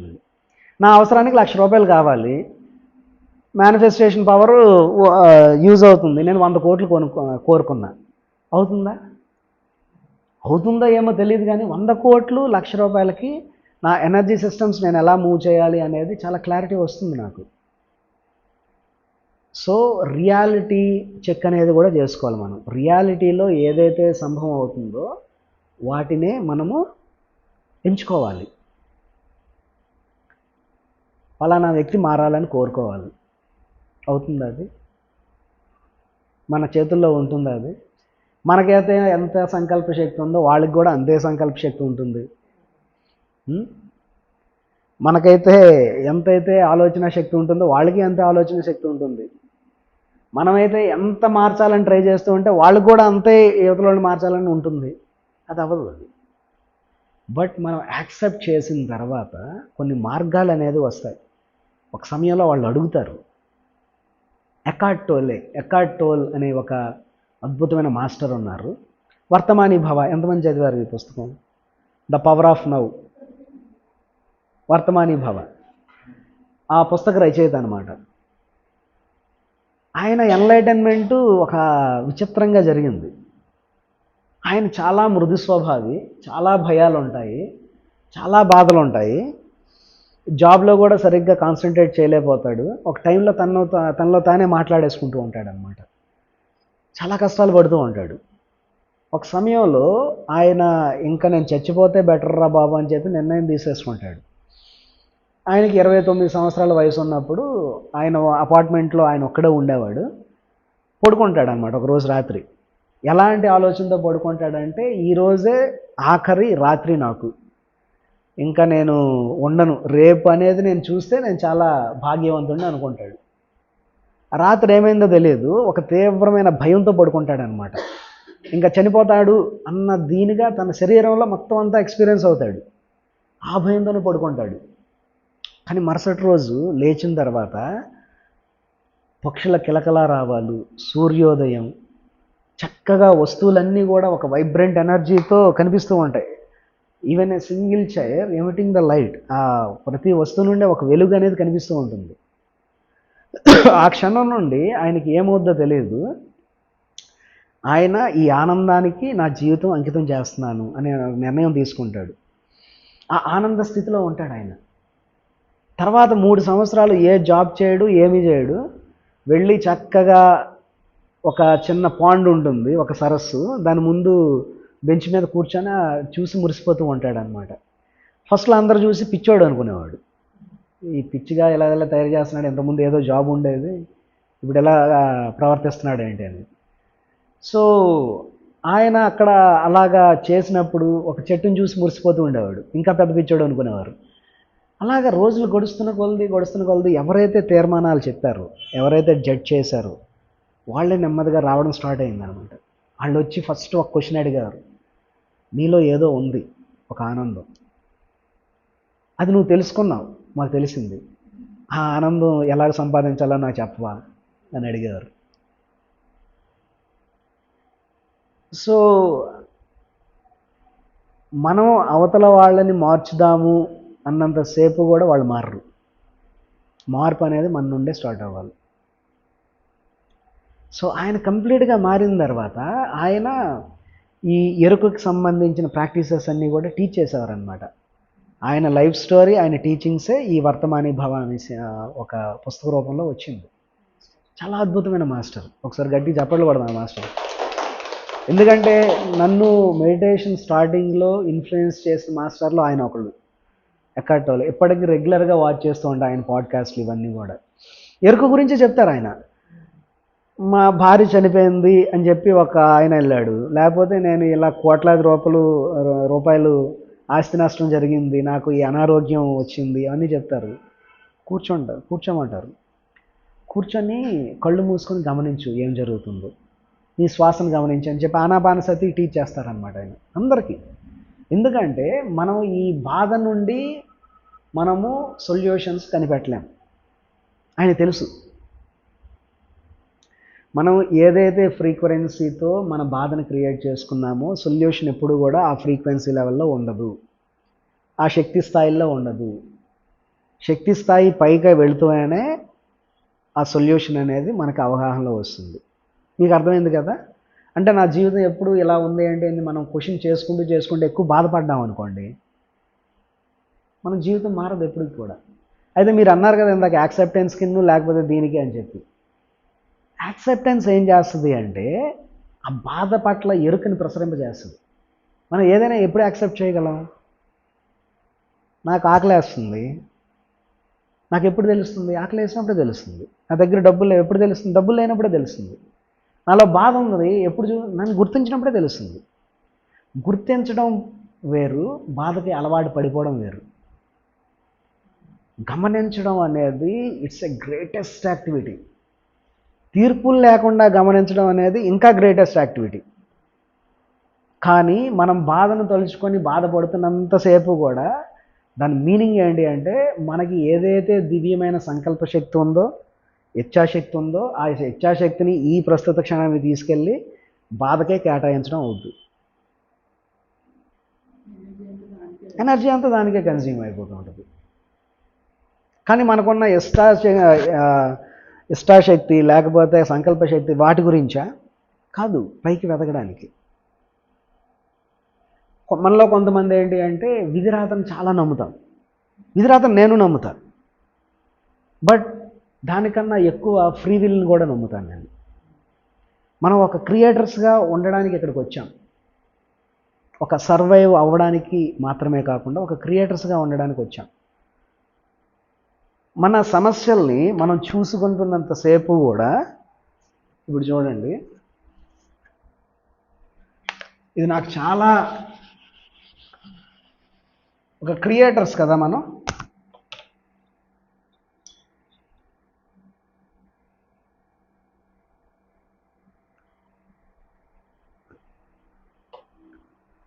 మనం సృష్టించడానికి వచ్చాం ఇక్కడికి.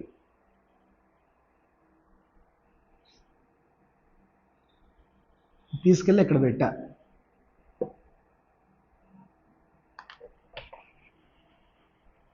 ఏమవుతుంది ఇది? రియాక్షన్స్.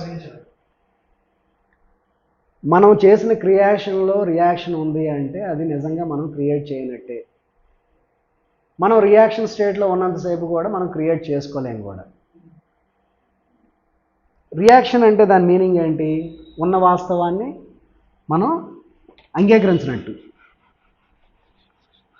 మీకు అర్థమవుతుందా? మనం ఎప్పుడైతే ఉన్న వాస్తవాన్ని అంగీకరించలేదో అప్పుడే రియాక్షన్స్ అవుతాం, మనం రియాక్ట్ అవుతాం. మనం నాలో కోపం ఉంది, అంగీకరించలేదు, నేను రియాక్ట్ అవుతా కోపంతో కదా. ఇప్పుడు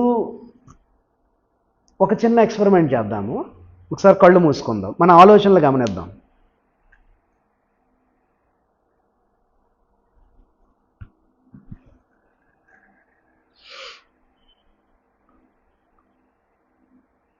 కళ్ళు మూసుకొని చక్కగా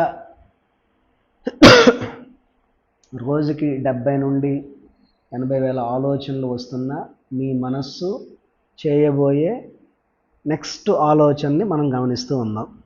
లాస్ట్ 10 సెకండ్స్ ఏ ఆలోచన వస్తుందో ఆలోచన గమనిస్తూ ఉండండి. ఒక గేట్ కీపర్ లాగా నెక్స్ట్ ఏదైతే ఆలోచన రాబోతుందో ఆలోచన గమనించండి. 5 సెకండ్స్. ఆలోచన పట్ల అత్యంత ఎరుకుతో ఉండి ఆలోచన గమనించండి. ఓకే ఫ్రెండ్స్, నెమ్మదిగా ఓపెన్ చేయండి. ఏమొచ్చాయి ఆలోచనలు? రావు. ఆలోచనలు రావు కదా. గమనించడం అంటే అది కదా. గమనిస్తూ ఉన్నప్పుడు మన ఆలోచన ప్రవాహం అనేది తగ్గిపోతుంది. మనం ఎప్పుడైతే గమనించడం ఆపేస్తామో ఆలోచనలు వచ్చేస్తుంటాయి.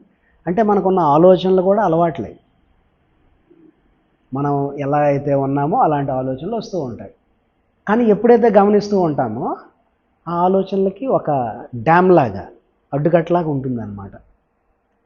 మీరు ఎంతసేపైనా కూర్చోండి, ఆలోచనలు రావు. సో ఈ ఎరుక, యాక్సెప్టెన్స్ అనేది ఏం చేస్తుంది అంటే ఈ గమనించడాన్ని ఎగ్జిస్టెన్స్లో తీసుకొస్తుంది. మనం ఎప్పుడైతే యాక్సెప్ట్ చేస్తామో ఒక స్పేస్ అనేది క్రియేట్ అవుతుంది. ఆ స్పేస్ ఏంటి అంటే మనకున్న బాధ అనే దీనికి మనం క్రియేట్ చేసుకునేదానికి ఒక స్పేస్ అనేది క్రియేట్ అవుతుంది. అక్కడ కూడా చాయిస్ ఉంటుంది. మనది ఎప్పుడు కూడా చాయిసే. గమనించిన తర్వాత ఇది బాధ, ఇది క్రియేషన్ అని తెలుస్తూ ఉంటుంది. ఈ బాధను చూస్ చేసుకుంటే రియాక్షన్ ఉంటుంది. ఈ క్రియేషన్ చూసుకుంటే అది ఫస్ట్ ఇనీషియల్ స్టేజ్లో నమ్మకం మనం చేసుకున్న క్రియేషన్ మీద. కానీ నెమ్మదిగా అభ్యాసం ద్వారా ఆ స్కిల్స్ అనేది పెరుగుతూ ఉంటాయి అన్నమాట. ఎందుకంటే మన గురించి మనం చేసుకుంటున్న ఈ అభ్యాసాలు చాలా ఇంపార్టెంట్. మన గురించి మనకు తెలియాలి కదా. ఫస్ట్ మన ఆలోచనలు ఎలా వస్తున్నాయి, భావాలు ఎలా వస్తూ ఉన్నాయి.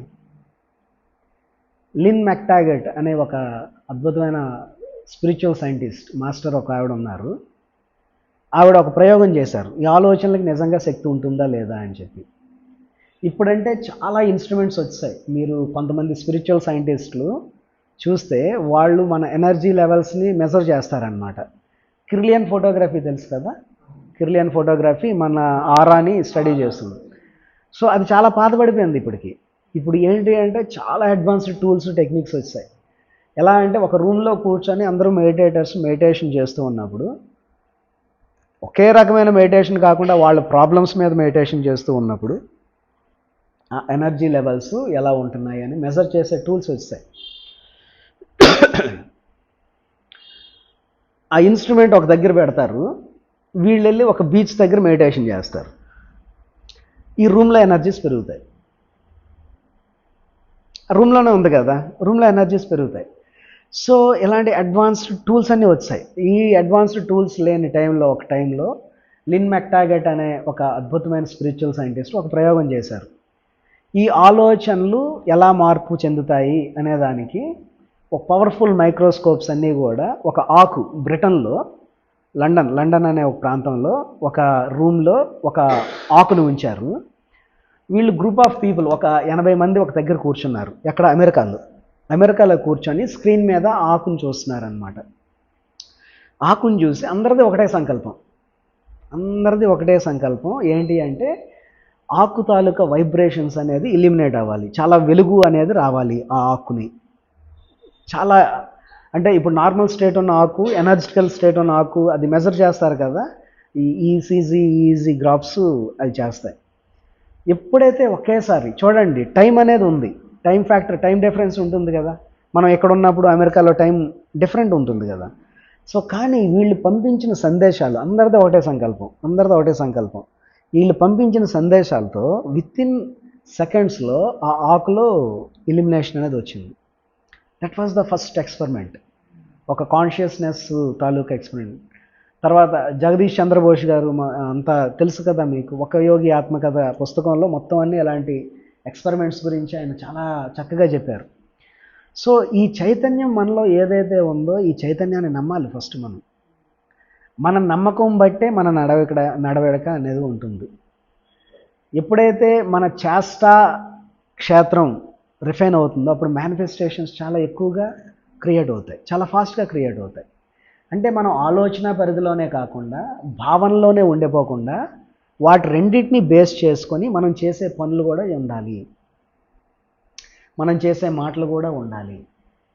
ఇన్ని వేల ఆలోచనల్ని సక్రమైన మార్గంలో ఒక 5% ఉన్న కాన్షియస్ మైండ్ 95% ఉన్న సబ్ కాన్షియస్ మైండ్ని చేంజ్ చేసేయగలదా? చేయలేదు. చేస్తుందా? చాలా కష్టం, చేయలేదు కూడా.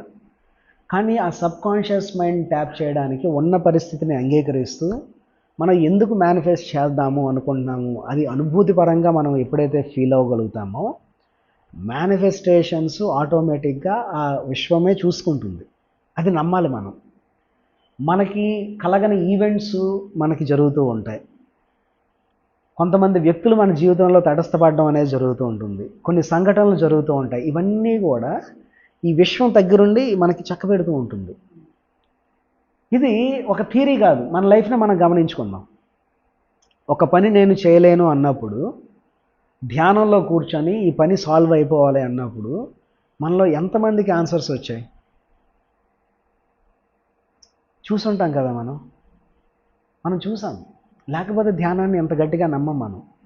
ఎందుకంటే ఏదైతే మనం క్రియేట్ చేస్తున్నామో ఆ క్రియేషన్ అనేది యూనివర్సల్ క్రియేషన్కి అలైన్ అయినప్పుడు మనకి ఆ రకమైన భావన అనేది మన హృదయంలో ఉంటుంది.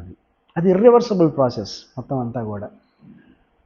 సో ఈ ఆలోచనలు భావనలే కాకుండా మనం చేస్తున్న మాటలు కూడా చాలా ఇంపార్టెంట్. మన వాక్క్షేత్రం అనేది సరి చేసుకోవాలి. ఆలోచనలు బాగున్నాయి, భావాలు బాగున్నాయి, ఏమవుతుందిలే అని చెప్పి మనం అనుకున్నాం అనుకోండి, మొత్తం ఎనర్జీ, శక్తి అనేది నిర్వీర్యం అయిపోతూ ఉంటుంది. దానికి సంబంధించిన మాటలే మాట్లాడాలి. ఎందుకంటే ఆలోచనలు మాటలు వేరు కాదు. ఏదైతే ఆలోచన వస్తుందో ఆ ఆలోచనే మాట రూపంలో వస్తుంది. ఏదైతే మనం ఫీల్ అవుతున్నామో ఆ ఫీలింగే మాట రూపంలో వస్తుంది. అవతల వాళ్ళు ఏదో అనుకుంటారు అని చెప్పేసి మనం లోపల మంచి ఆలోచనలు చేసుకొని బయటికి దానికి వ్యతిరేకంగా మాటలనేది మాట్లాడకూడదు. అందుకే గాసిపింగ్ అనేది అసలు చేయకూడదు అంటారనమాట.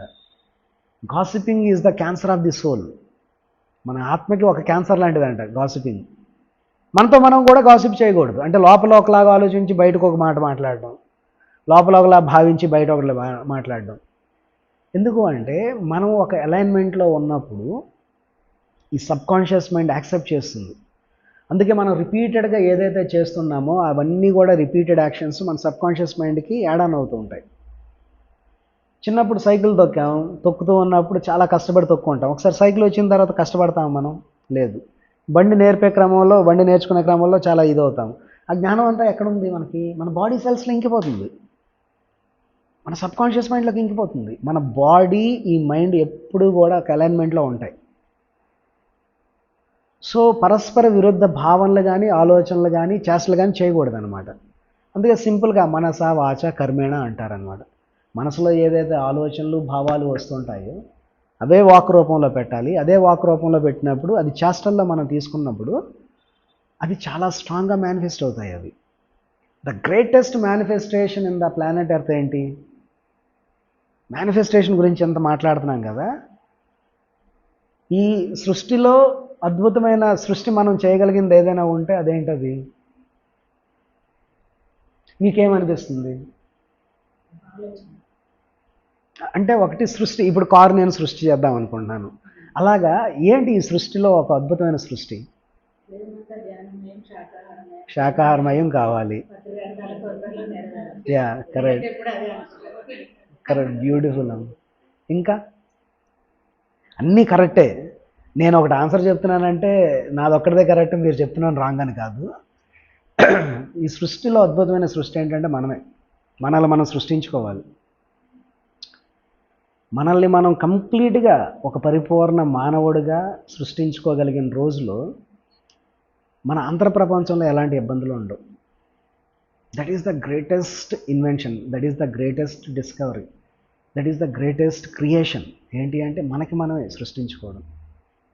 ఓకే, సో ఇప్పుడు ఒక 10 నిమిషాలు ధ్యానం చేద్దాం. అందరం ధ్యానంలో కూర్చుందాం.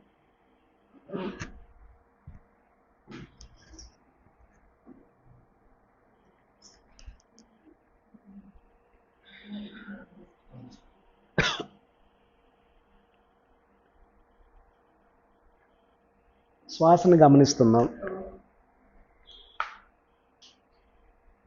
కంప్లీట్గా మీకు మీరు పర్మిషన్ ఇచ్చుకుంటూ ఈ కొంత సమయం శ్వాసతో ఏకమవుదాం. చప్పట్లు కొట్టుకున్న ఈ ధ్యానానికి, ఈ ధ్యానాన్ని మనందరికి అందించిన బ్రహ్మర్షి పత్రిజీకి ఒకసారి గట్టిగా చప్పట్లు కొట్టుకున్నాం. That's beautiful.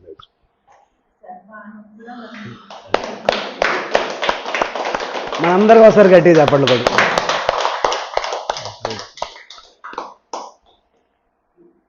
Thank you friends. Thank you. So మళ్ళీ రాబోయే రోజుల్లో మనం ఇంకా మంచి కార్యక్రమాలు, క్లాసెస్ పెట్టుకుంటాం ఇక్కడ రెగ్యులర్గా. మీ అందరు రావాలని మా కోరిక.